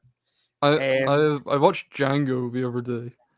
And Don Johnson shows up. He's the character Big Daddy, and Django's like, "Oh my god, it's the guy from Knives Out."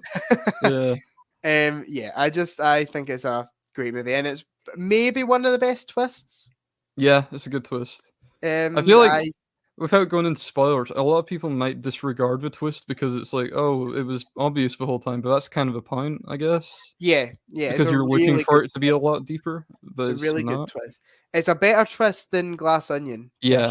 Although it's a similar thing in Glass Onion where it's obvious, but you're kind of looking for it to be more extravagant. I never guessed the twist in Knives Out. I guessed the twist in Glass Onion. Yeah. So, sure. Yeah, it's a really good movie. I've got it, as I said, 4.5. I've got 4.5. Yeah. One other person. Sorry to go back to the cast. One other person that's really underrated is Lakeith Stanfield. I think he's really good. Who's he? He's a police officer in it. Oh, sure. Yeah. Yeah, he's really good. He's really in a movie called Sorry to Bother You. It came out a few years ago. It's really good. I'd recommend it. It's fucking mental. I also really like Toni Collette in it. Anything Toni Collette touches, I think, is gold. Agreed. She's such a good actress. And Hereditary should have gotten an Oscar nom for Hereditary. I agree. I actually agree. She was phenomenal in that film. Maybe her best performance. Probably, yeah. But yeah, it's a great movie. If you haven't seen Knives Out, I would highly recommend watching it. I mean, who hasn't at this point, right? But true. But go out and see it. It's one of those films I feel like anyone could get something out of. Yeah, for sure. And it came out at a good time for me because in 2019 I was in my kind of murder mystery phase. I read a lot of Agatha Christie books at that point, like a fucking nerd. I was really into murder mysteries at that point, so it was a really good time for it to come out. Definitely, and I genuinely think it may be one of the best murder mystery films ever made. Yeah, gun to my head, probably my favorite. I can't name any others, like the fucking Kenneth Branagh Poirot movies. Oh, true. No, thank you.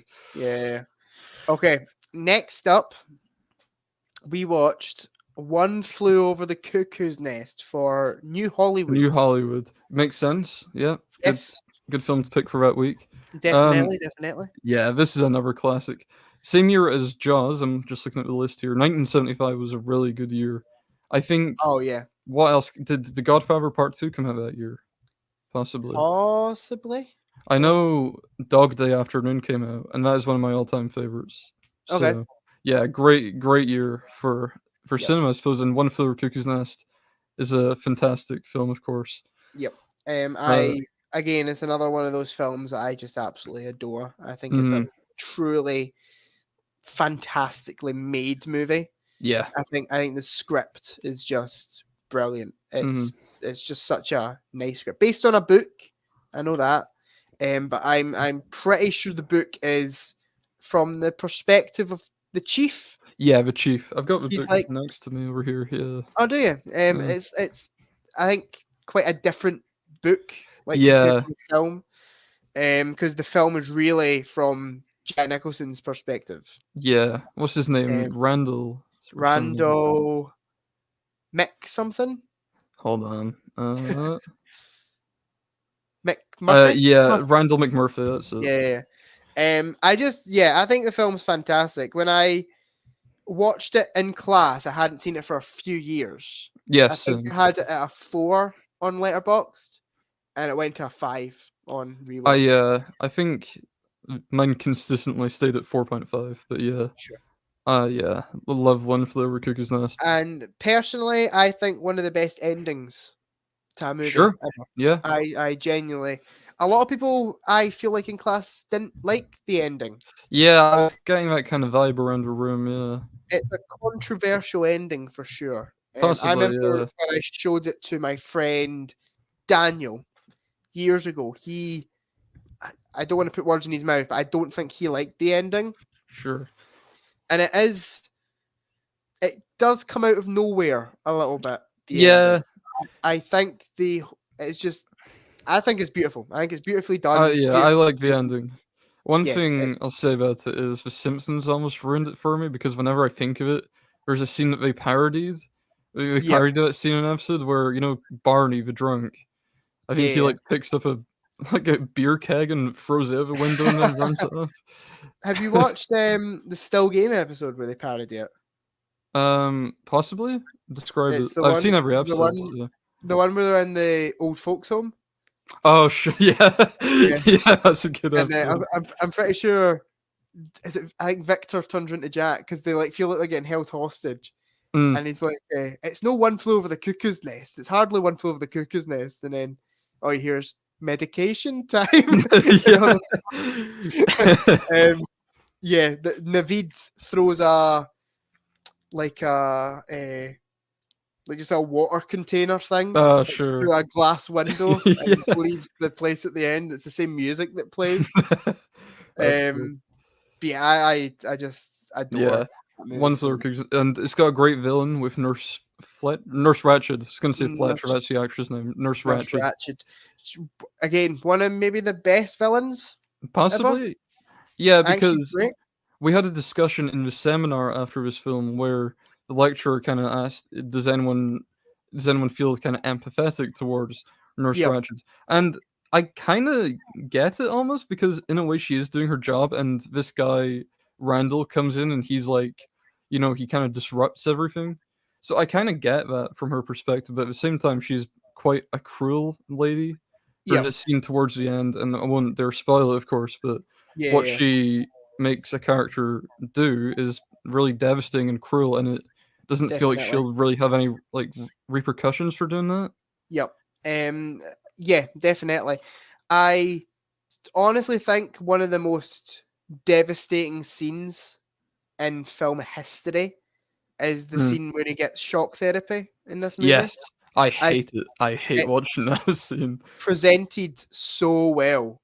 Like it's just so effective. And the way it's pulled off is it's not violent, it's not graphic, but it's disturbing. Yeah, I love how he goes in, he's being his cocky and confident self, and then he gets put for his absolute torture. I'm pretty sure, even when he's lying on the bed, he's singing to himself. Yeah. And then as soon as it happens, you see his face, Yeah. And the little cotton bits it makes my head feel really funny. Like I kind of tingle a little bit almost. Yeah, sure. I hate it, but it's one of my favorite films. I think I absolutely adore it. Respect that. And then we go from one of my favorite films to one of your yes. So one of your favorite films. again, we covered this film before, so I don't think we're going to go into it very much here. But we watched Old Boy for post-classical cinema. Yes, we did, What and it was a my first fantastic time movie! seeing Old Yeah, Boy. I think a lot of people in the class, it was their first time because our friend Mark hadn't seen it and our friend Noah hadn't seen it. It was a film that I'd been meaning to watch for the longest time. I've owned the Steelbook for so long, and I've just never thrown it on. I think I got the same Steelbook, I think. Yes, and yeah, it's a good movie. I really enjoyed my time with Old Boy. However, it's a very disturbing film. It's very graphic. Like I say, I think we mentioned this before, would recommend it, but probably if you're sensitive to anything, maybe check in advance before you watch You're it. sensitive to anything. Yeah, because there's a good chance it'll probably come up in the film. Yeah. So maybe look into that before you watch it. Yep. Yeah. I really do like. The more I think about Old Boy, the more I enjoy it. Sure. I think I've got it as a 4 currently.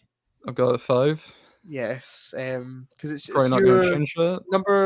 Your 4th favorite film. Yeah, I mean, my top 4, I try not to put them in order, but the way that I've done it probably is the order it would go in. Sure. Yeah. Yeah. I really, and again, one of the best twists. Yeah, fantastic. Cinematic no history. Spoilers at all. No. Probably shouldn't even say it was a twist because now people will be trying to guess a twist. But yeah, anyway, I think a lot of people know about that. There's going to be a twist before going. I knew there was going to be a twist before going into it because I'd heard it's one of the best twists in cinematic history. I think, yeah. I think even if you know the twist, the way that it's revealed is absolutely sickening. I think. I kind of guessed it. Mm-hmm. I was watching it and I went, "Oh, this could happen," and then I was like, "Nah, the movie won't do that." yeah. And then they did it, and I was like, oh, so I kind of guessed it. You messaged me saying, "Does this happen?" And I fucking I'm not being rude or anything, but I fucking hate when people do this to me. When like we're watching something, they want to know what happens, and I have to sit and go, "Oh, I have no idea. Maybe, yeah, possibly." I was not messaging you going, "Does this happen?" I was like, "Fergus, tell me this doesn't happen. I don't want this to happen." I feel like that's the only logical way this movie could go. Yeah, sure.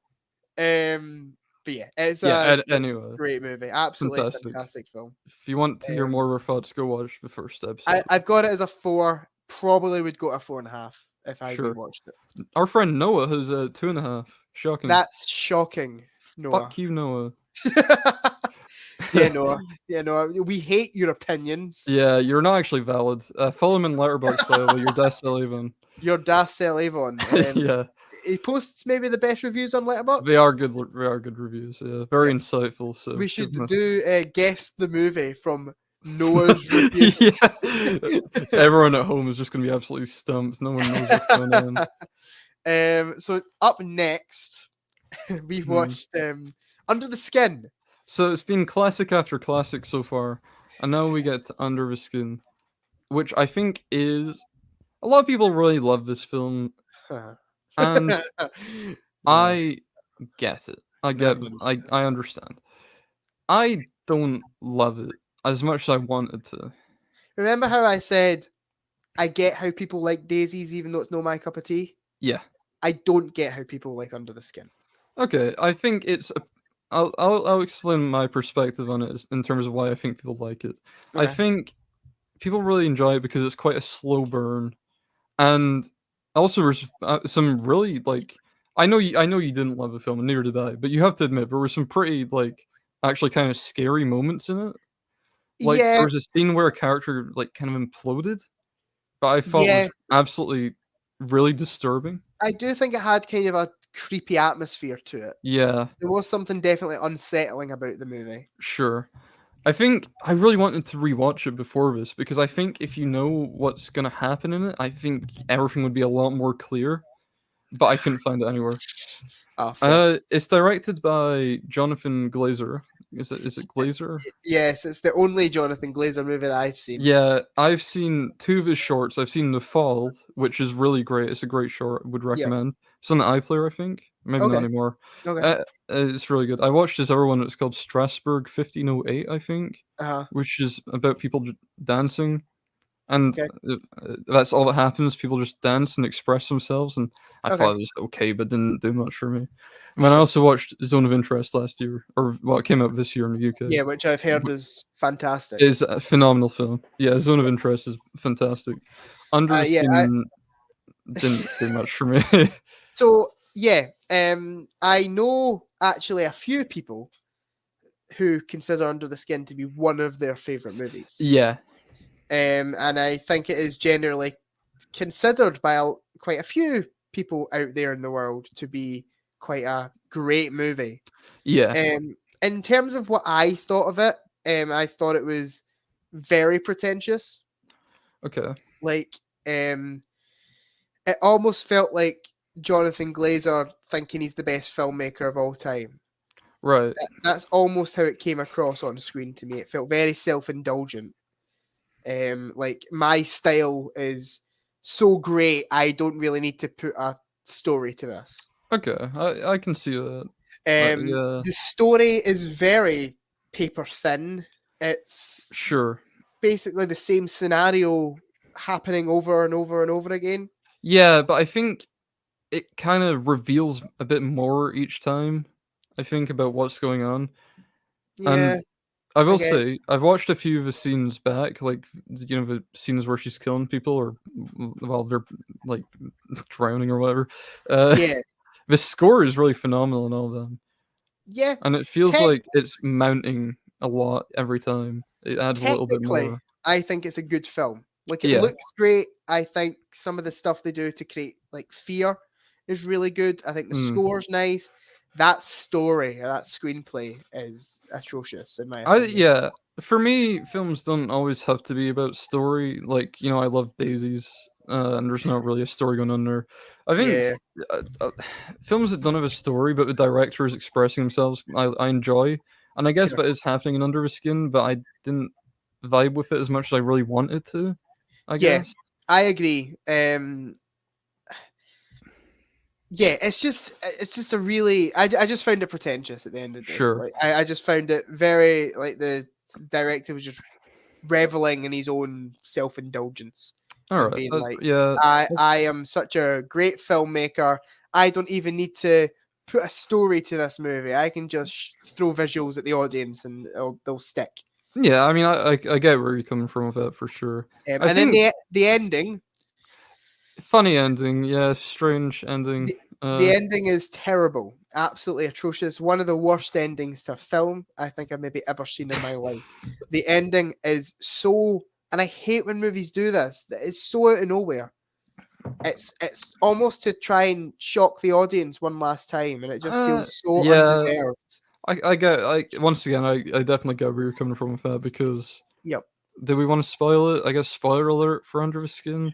She's revealed to have been like a strange alien the whole time. But to be fair, it's not really a reveal, because that seems to have been the case throughout the whole film. Even at the start, when there's like, I missed a bit of the start because I was buying an energy drink. But it seemed like what was happening there was, it was like the alien was learning human terms and all this. Yeah. So I think that's why I want to rewatch it, because knowing what happens at the end would make me kind of understand the film a bit more. Yeah, I just don't feel like it had a point. Yeah, I get you.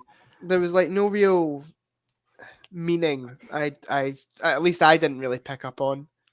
I think at that point it's about, well, she's the killer at that point. She's the predator, and then at the end she kind of becomes a prey to this other guy that she encounters in the woods that, you know, assaults her. And I guess it's kind of about losing her humanity in that moment, because the alien has become so human at this point, she stopped killing people. And then when she's assaulted, she kind of, I don't know. That's kind of, if I had to scramble something together, that's probably what I'd come up with. What have you got it at score-wise? I've got a 3. Okay, I've got it as a 1.5. Ooh. Simply because I like the visuals. I think the visuals are nice. Yeah. Like, in terms of visuals, I actually really like it. And I also love that it's set in Scotland. That's quite cool. Yeah. Like, set in places. Arbroath gets mentioned at one point. Set in places that I've been to many times. But in terms of just... That's another thing you like about Local Hero. isn't it? Because you've been to that place in Local yes, Hero before. definitely. But in terms of story, it's all it's very paper thin. It's very loose. I think that's definitely Glazer's style, though, because what I've seen from him, he doesn't really go into plot-heavy kind of films. Sure. Zone of Interest, I don't know if you know what it's about. I'm guessing you kind of do. Yeah, It's about the commander of Auschwitz and the family home that he's built just outside of the camp. Yeah. And nothing really happens in the film, but it's basically just about kind of the horrors going on at that time and how they're able to turn a blind eye to it, because you never actually see any scenes inside of Auschwitz because it's filmed from across the wall, so you never get to see inside it. And that's why the sound's important in that film. But anyway, that's another discussion. Yeah, that's why it should have got the. Did it get sound? It did get sound, yeah, which deserved. Oppenheimer sounds great, but I love Zone of Interest. I do need to watch Zone of Interest, to be fair. I really do need to check it out. Is it out on Blu-ray yet? Yeah, it's on Amazon Prime right now. Okay. But I'd say only watch it on like a really good like sound system. Then. If you got a good sound system, you're fine. But so much of it is what you hear and not what you see. Sure. Yeah. Anyway, Under the Skin. I didn't like it as much as I wanted to, but I understand. Yeah, I didn't love it personally. But now we get to move on to one of my favorite movies. Yeah, I really like this one. Yeah, Lady Bird. Yeah, Lady Bird was great. Lady Bird was really great. I remember it finished, and I think me and Mark, because we were both exhausted from Under the Skin the previous week. Yeah. We were like, "No, that's a movie. That's how you make a good film." Yeah. I'd seen it twice going into it. Okay. So I was really excited to watch it again because I really love it. And I think it's very relatable film. I know not everyone like really loves Lady Bird. Yeah. But I think for a certain demographic, Lady Bird is really fantastic. It was something I related to a lot before I went to university. I watched it with my mum, and it kind of felt like I was in her situation of like finishing up high school and moving away and all this. And a lot of the arguments that she has with her mum are quite petty and stupid, and I can kind of relate to them arguments as well. Agreed. I think the performance that the mum gives in the movie, Laurie Metcalf, phenomenal. She's great because she almost has to play a bad guy, but not like a bad guy. It's a very difficult performance, I feel like, to get right. She's not an evil character at all. For sure. If you had to pick an antagonist from a film, you'd probably say her, but she's not a bad person. She's really not an antagonist. She just wants what's best for Lady Bird, and she's trying to manage the whole family because the dad's unemployed, out of his control. Really, it's just an unfortunate circumstance. So she's doing all this. She's trying to keep the house in order, and her, she's had like experience with her mother. Her mother was an alcoholic, I think we mentioned at one point. Yeah. So really, Lady Bird's situation isn't that bad in comparison to what it could be. But it's probably my favorite Gerwig movie. Yeah, same.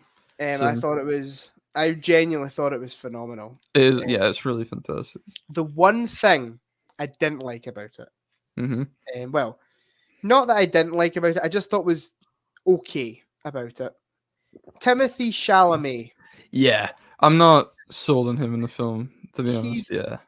Everyone seems to be this very complex character. And he's just like your average douchebag. Yeah. He's just kind of there to be a bit of an arse. But I guess maybe the kind of justification I'd give towards his character being there is that, like, I guess that's kind of what Lady Bird thinks she wants out of a boyfriend. But then he turns out to be kind of a dickhead. Yeah. We spoke in class about how the film is cliche. Yeah. It definitely is. But it almost delves into its cliches. It just says, I know I'm cliche, but I'm just going to go for it and make an enjoyable movie. And I think that's what I really like about it. Yeah. And Saoirse Ronan's really good in it as well. Saoirse Ronan's fantastic, yeah. Her and Laurie Metcalf, brilliant. Yeah, definitely one of the best coming-of-age movies I've seen in a while. Yeah, agreed. It's really enjoyable. Some really funny moments in it too. I thought just a really nice script. Yeah. To it. Yeah, It's one of those rare movies that actually makes me tear up a little bit.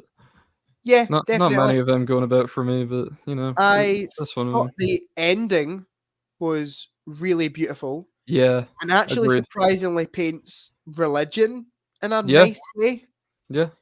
Coming from a Christian like myself, Mhm. it actually paints it in a surprisingly good light, which I Yeah. honestly wasn't really expecting from I feel like this film, if any other director were to handle it, it would be a big fuck religion kind of Yeah. movie. But it's actually really bittersweet by the end and actually paints it in a very good light. Yeah. Yeah, there's scenes where we're kinda taking the mick out of it almost, but by the Yeah, end, she comes back to her faith, and it's kind of the only thing that she really has when she's moved out, away from her yeah, family and her friends. yeah, definitely. Yeah, I really want to rewatch it. Yeah, Uh, I've got the Blu-ray now, so so do I. I bought the yeah. Blu-ray. I think I bought the Blu-ray in class. Yeah, I do remember After that, yeah. watching it, I was like, eBay, it's like £2. Get Yeah. it ordered. One of her character that I really like is he's like the drama teacher played by Stephen McKinley Henderson. Yes, He's yes, only in a few scenes, but he's fantastic. yes, I he don't is. And know, on you go. uh, I don't know if you saw this, but see your friend Noah, right? Yeah. Do you see what I got him for his birthday? No.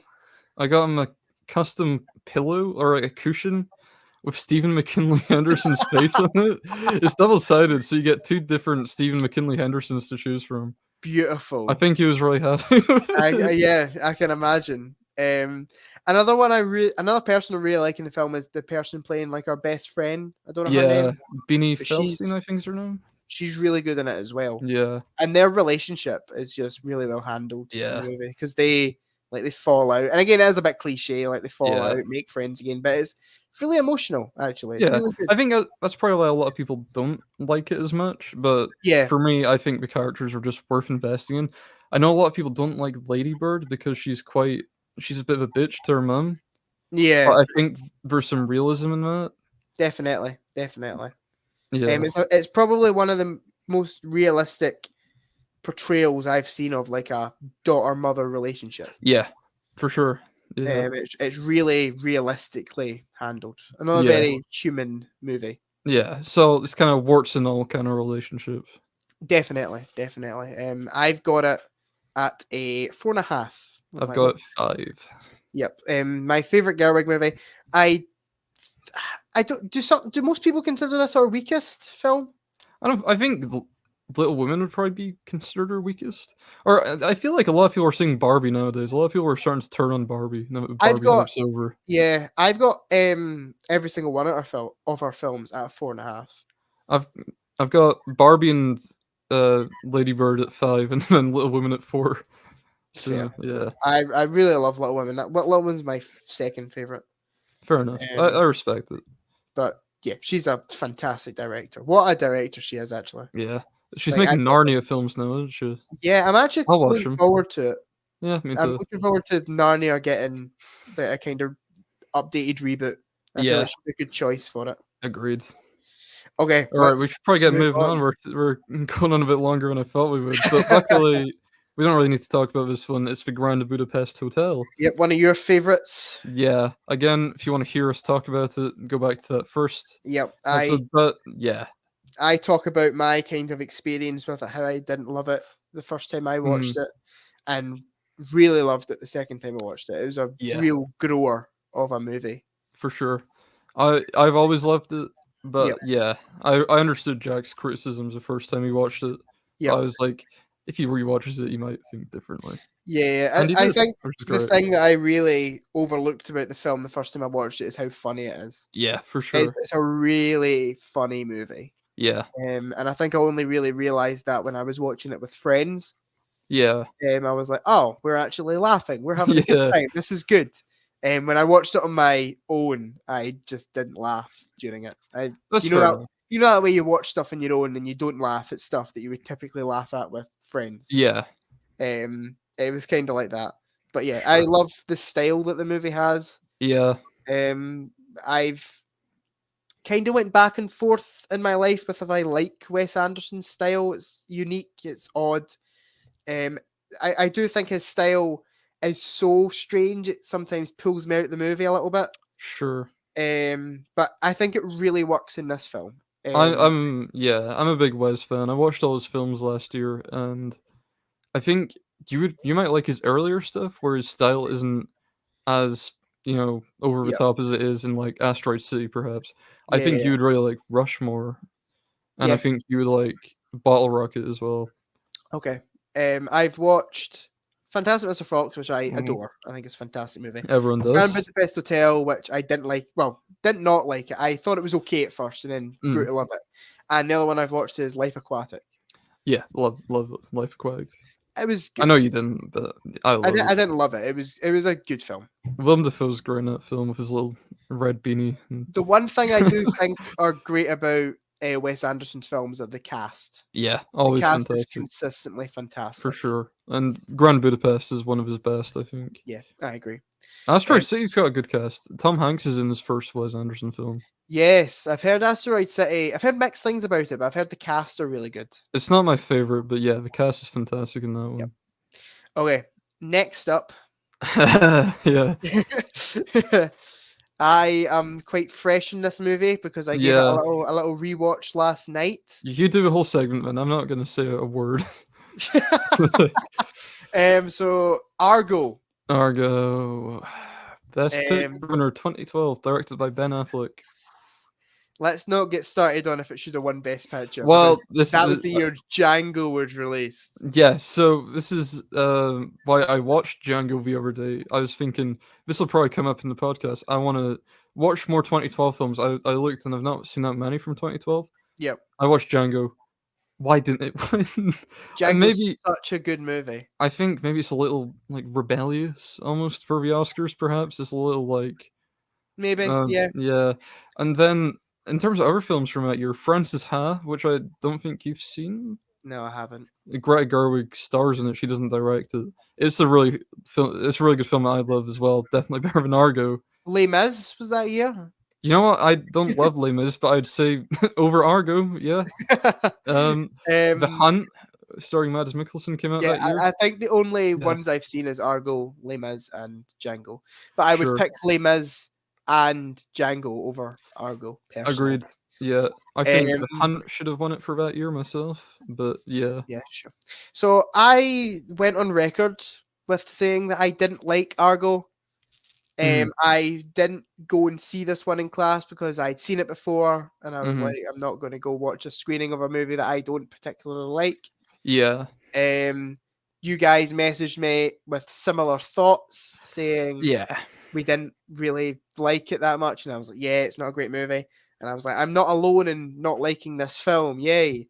I rewatched it last night. Yep. And I enjoyed it. I know you did. This is really disappointing for me to see. I had a good time with it. I thought it was an enjoyable film. I didn't. So right. Okay. To be fair, the first half of the movie is dire. Yeah. The first half of not dire. It's slow. It's very slow. It's a very slow first half of the film. And I think they didn't have enough story, basically. Yeah. I think all the good story is getting the people out the country. Yeah. That's where the enjoyment comes from. And that doesn't happen until the last 45 minutes of the movie. Yeah. So you've got an hour and 15. Well, I've got an hour and 25 because I watched the extended cut. So it was an hour and 25 of kind of setup to this scene. Yeah. And that's a bit tedious. It's very slow. It gets a bit boring. But I think I didn't give it enough credit. I think it's pretty effective when it gets to it. And when it gets to the whole scene with taking the people out of the country, bringing them back home, it's really well done. Yeah. I'd agree that's definitely the strongest part of the film. Yeah, it was for suspense, wasn't it?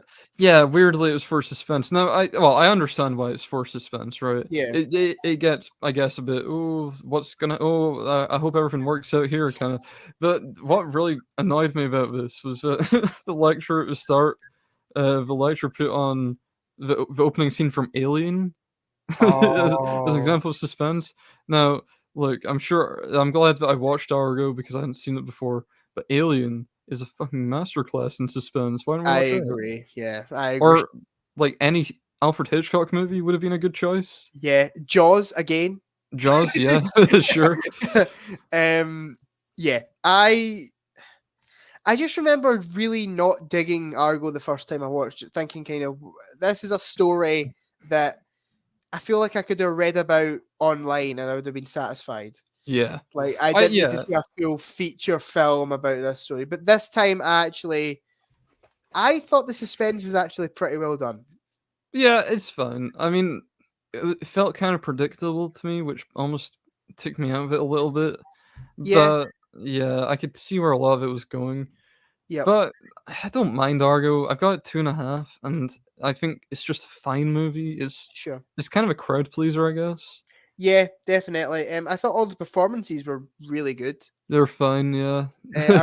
I like Ben Affleck in it. I really like, I can't remember the name of the guy, but the guy who plays the producer. Alan Arkin. Yeah, Alan Arkin's fantastic. Yeah. He's so good. good. Kyle Chandler shows up. My boy, Kyle Chandler. Yeah. John Goodman. John Goodman, yeah, he plays John Chambers, which is good. I enjoy seeing him in the film because he done the makeup and prosthetics for real Planet of the Apes films. Definitely. It was just a really good cast. And direction-wise, it's fine. Yeah, it's fine. It kind of feels like if you were to imagine Ben Affleck directing a movie. Yeah, my favorite scene is when the movie grinds to a halt so that Ben Affleck can look at his abs in the mirror.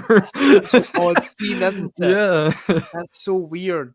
But yeah, there's a lot of like this with the camera, like zooming in, zooming out, shaky cam. Yeah. But I guess it works for the kind of realistic nature of the movie. You're almost meant to feel like you're walking about with these characters. Yeah. In a way. I liked it.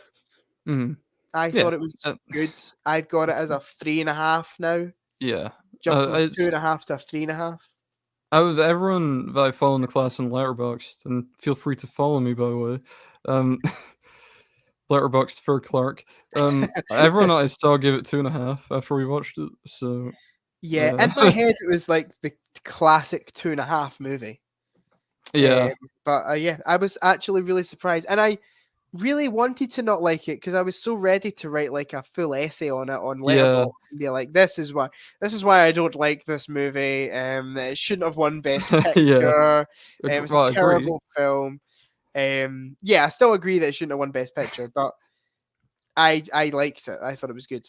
I just want to say this whole podcast episode came about because I was speaking to our friend Noah, who keeps getting brought up here, and he was like, I'm not watching this. It's too long. Doing an episode in Argo. And I was like, here you go, Noah. We're not doing an episode in Argo. We're not doing 2 hours of talking about Argo. I was like, fine, do one about the whole Unicourse. So I've nicked his idea.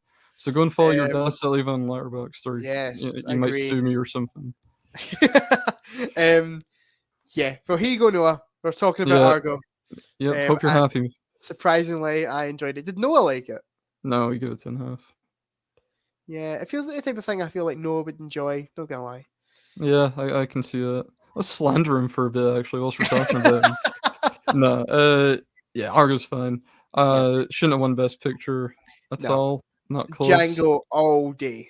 Django or The Hunt, which is Django's a near perfect movie for me. So I love Django, but you should watch The Hunt. It's really good. Mads Mikkelsen. Okay. I'll give that a go. Is that the one where he's an alcoholic? No, that is one you're thinking of is Another Round, which I believe is about a group of teachers who try to remain intoxicated like for as long as possible. Yep, that's that film. Yep. What's The Hunt about? I don't want to get into spoilers about it, but it's about a guy, and because of a bunch of lies that start getting spread about his reputation gets destroyed, and the community turns on him, and it's really powerful. It's really powerful and pretty devastating movie. Okay. And kind of scary as well that it could actually happen to someone. I'll give it a go. And has. Okay. Let's talk about no, what let's not, is please. No. my Please. least favorite film that we watched in the course. Yeah. A Girl Walks Home Alone at Night. Yeah. What a movie. So, Fergus, would you like to explain your kind of viewing experience? Yeah, so especially where you were the night before. I was mucking around a bit, I have to confess, yeah. So I was speaking to my friend Luke, who lives in Perth, and I was like, "Oh, we should meet up at some point." He's like, "Well, I can come over today." It was a Thursday, so like, okay, yeah, sure. I mean, I've got class tomorrow, but we can go out for a couple drinks. That's all right. I'll sober up in time for class. So he comes over in the afternoon, and we're fucking about. We're going to all the Wetherspoons in Edinburgh. We're having a good time, and then I got a little intoxicated, and I was like, "Oh, well, if the last train to Perth leaves soon, I could come with you, and we could keep drinking in Perth." So I did that, and we didn't even drink that much in Perth. We just watched a lot of Top Gear and Impractical Jokers clips with a Fair couple enough. drinks. That sounds like a good night. That It sounds better was. than It watching A was. Girl Walks Home Alone at Night. Yeah, Any time. I agreed. And I got the train back at 6 in the morning. Yeah, so when I came into class, well, when I came into uni and met up with Fergus, I think it was me, Sophie, Noah, and Mark were waiting on you. Mhm. And you came out, and I was like, "Oh, how was your night?" And you were like, "Yeah, got back 3 hours ago." No, like, it was an hour ago that I got back. Oh, was it? I didn't get any sleep because I had to go back to my flat because I lived at uni hall, so I had to go back to my flat, use the facilities, and then get all my stuff for class. So I had no time to even take like half an hour nap or anything. Yeah, I remember you were like, "Yeah, got back an hour ago. Yeah, I'm good." Yeah, I was like, "Fergus, terrible. skip class. Like, go to sleep." And you were like, No, "No, let's watch this movie." I made a promise that I would be in that week. I don't know why I made this promise, but I promised you guys that I'd be in that week because I was in every other week. I don't know why I made that promise. I regret it. So But we yeah, watched A Girl Walks Home Alone at Night. it was terrible. A terrible movie. What? Yeah, probably. I'm looking at the Letterboxd for it now. The tagline describes it as the first Iranian vampire western, which I guess it probably is. And I can't think of any others, but No, I when can't you think hear of any that, Iranian vampire westerns. yeah, when you hear that, you think it's going to be an absolutely wild experience, Yeah, and it was not. that was a very boring experience. Yeah, it was quite dull. It was. I can't really remember much about it. No, me neither. For obvious reasons. It's the only time in the full course where I thought about upping and leaving. Yeah, same. I know a lot of people was, do that during films, and that was the only time I really considered it. Yeah, I was like, I genuinely don't care about what happens at the end of this. Yeah, like for sure. With stuff like Under the Skin, I was like, I kind of want to see where this goes. Yeah. Let's. A Girl Walks Home Alone tonight. I just didn't care. We watched it for mise en scène. Such a bad choice. Yeah. So for anyone unaware of what mise en scène is, it's basically stuff that's in the screen. It's what you see on the screen, like props and all this, the sets and all that. That could be any movie. You could put on any movie, and you put on A Girl Walks Home Alone. Do you know what I think we should have watched? What? Star Wars. Yeah. Star Wars would have been excellent for me. I would have taken Under the Skin for a second time over A Girl Walks Home Alone at Night. I actually agree with you. Yeah. It was just such maybe one of the dullest movie experiences of my life. Yeah. And it's based off a short film, is it not? Yeah, and I'd watch a short film because the premise of it seems like something that would work for a short. It's about a vampire that roams the streets on a skateboard at night and preys on people. And the whole thing, A Girl Walks Home Alone at Night, I could see that as it looks like maybe the vampire is the prey because it's a vulnerable girl and she's been followed by a man. And then at the end, she's a vampire all along. Yeah. So that would work for a short film. I don't know how you would turn it into a feature film, but I don't think it was done particularly well. Yeah. To be fair, I was drifting in and out of consciousness, and it felt like I was watching a David Lynch movie. It was also, I know it probably had a low budget, but it was like very cheaply made. I mean, to be fair, I think the cinematography was quite good. I think it looks pretty good. The black and Nah, white cinematography. It's not always an easy thing to get right, black and white film, but I think A Girl Walks Alone at Night does it pretty well. I didn't I've, love the cinematography personally.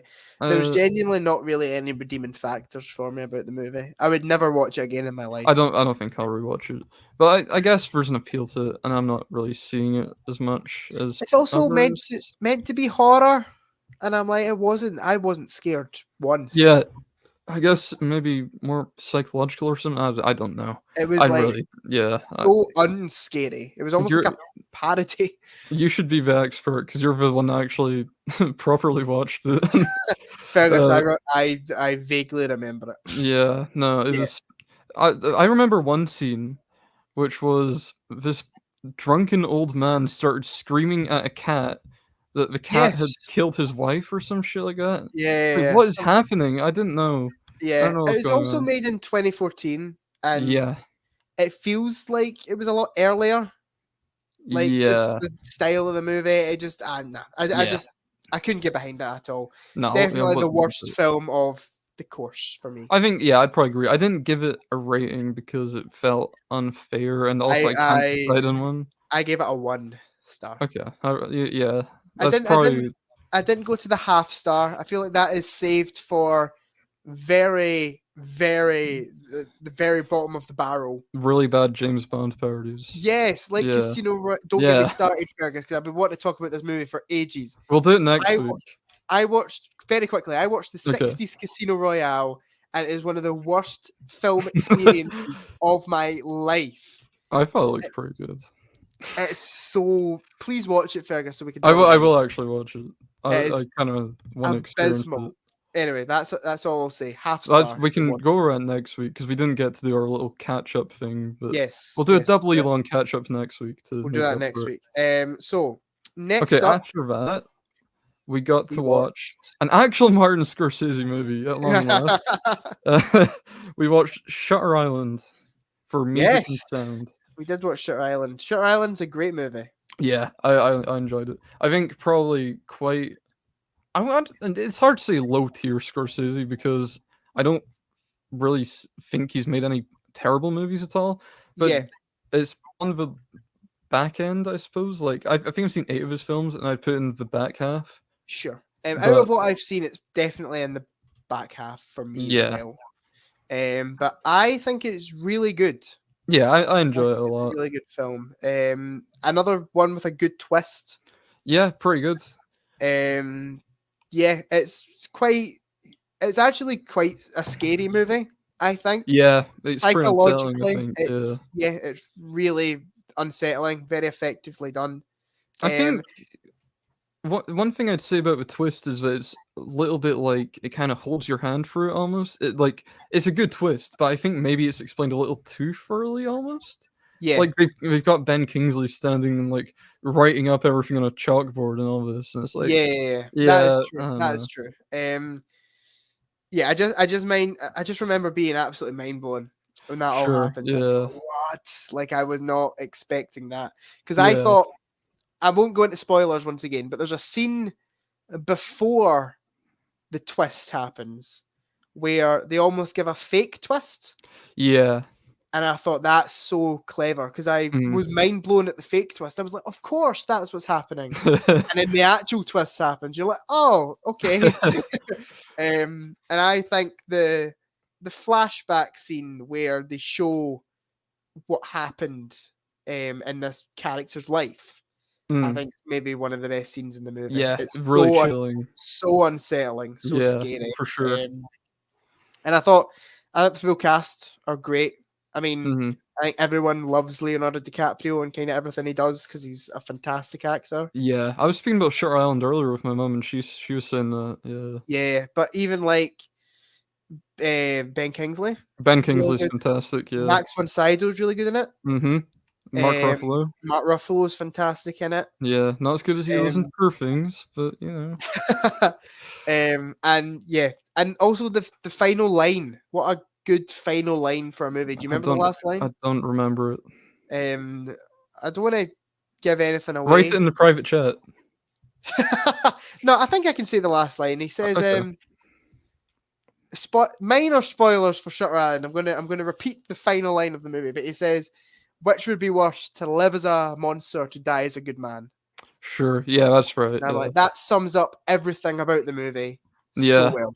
It reminds me of that line from Oldboy, just because I'm a beast, don't I deserve a right to live? Yeah, definitely. But yeah, I absolutely love Shutter Island. Yeah, I did used to think it was a lot better than I do now.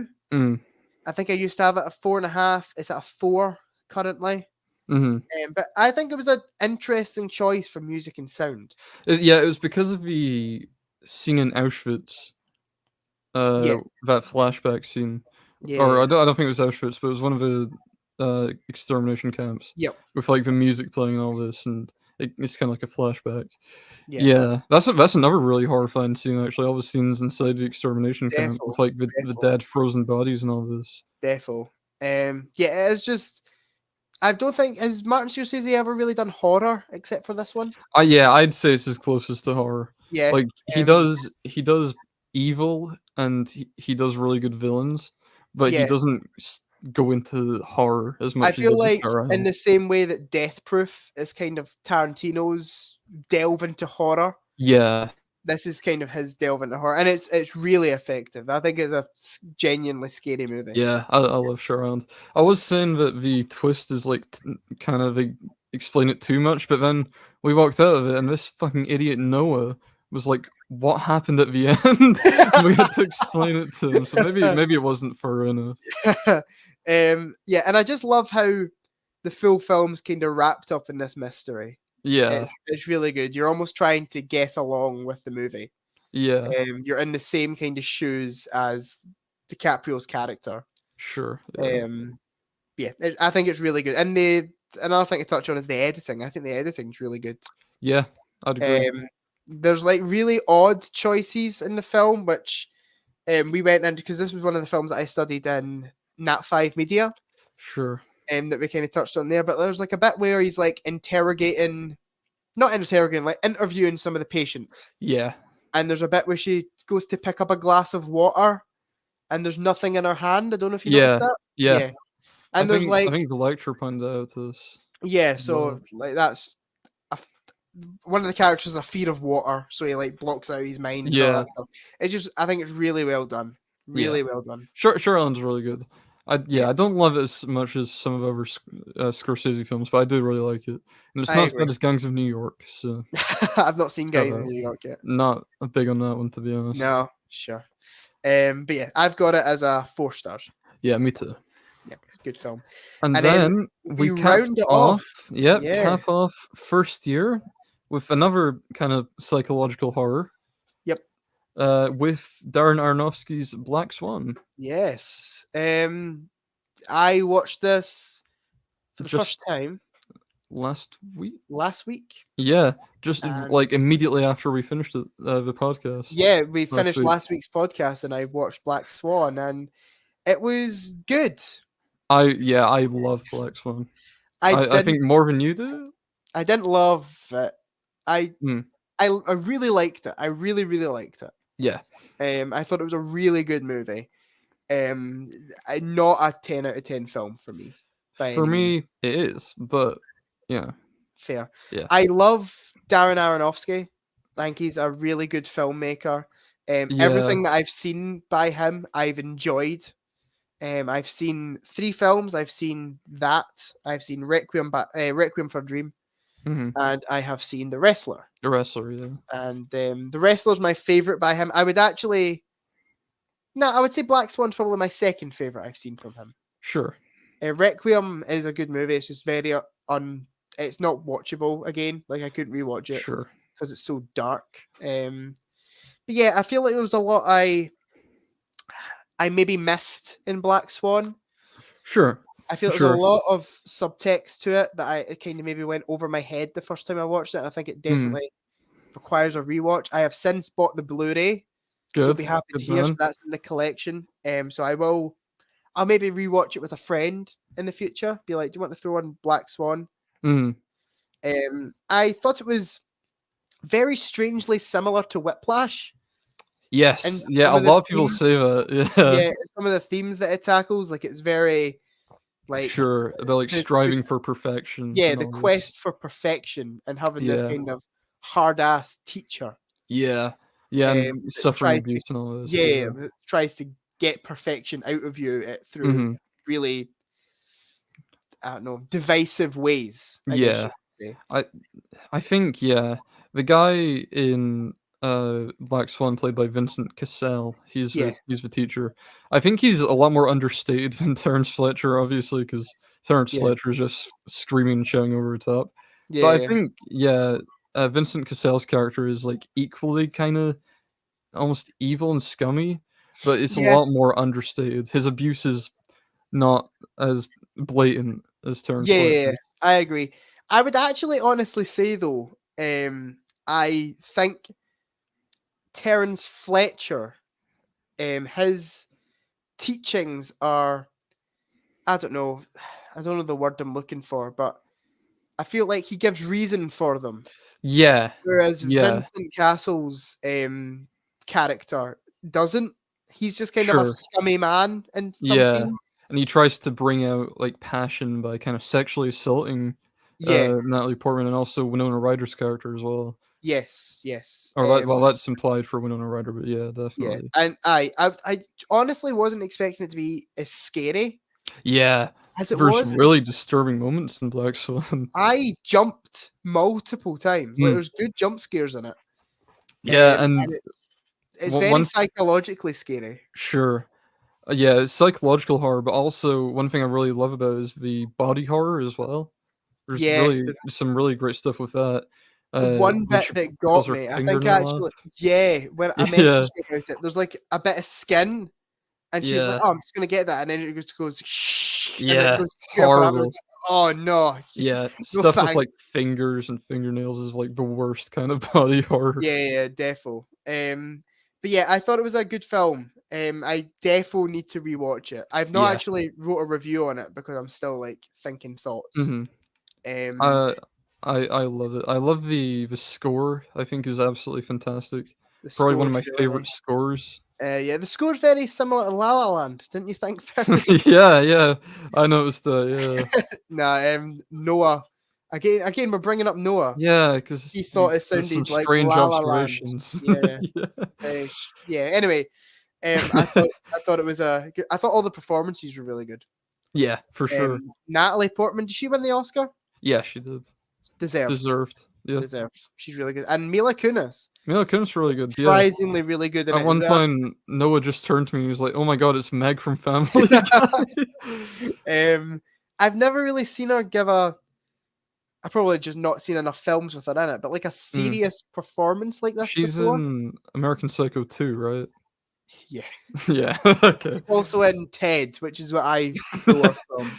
Perfect. Um, and yeah, I've not seen her do a performance like this before. Yeah, she's great. Um, and yeah, she's really good in it. And the whole scene where they kind of have a night out, I think is maybe one Yeah, of my favorite scenes in the movie. yeah, agreed.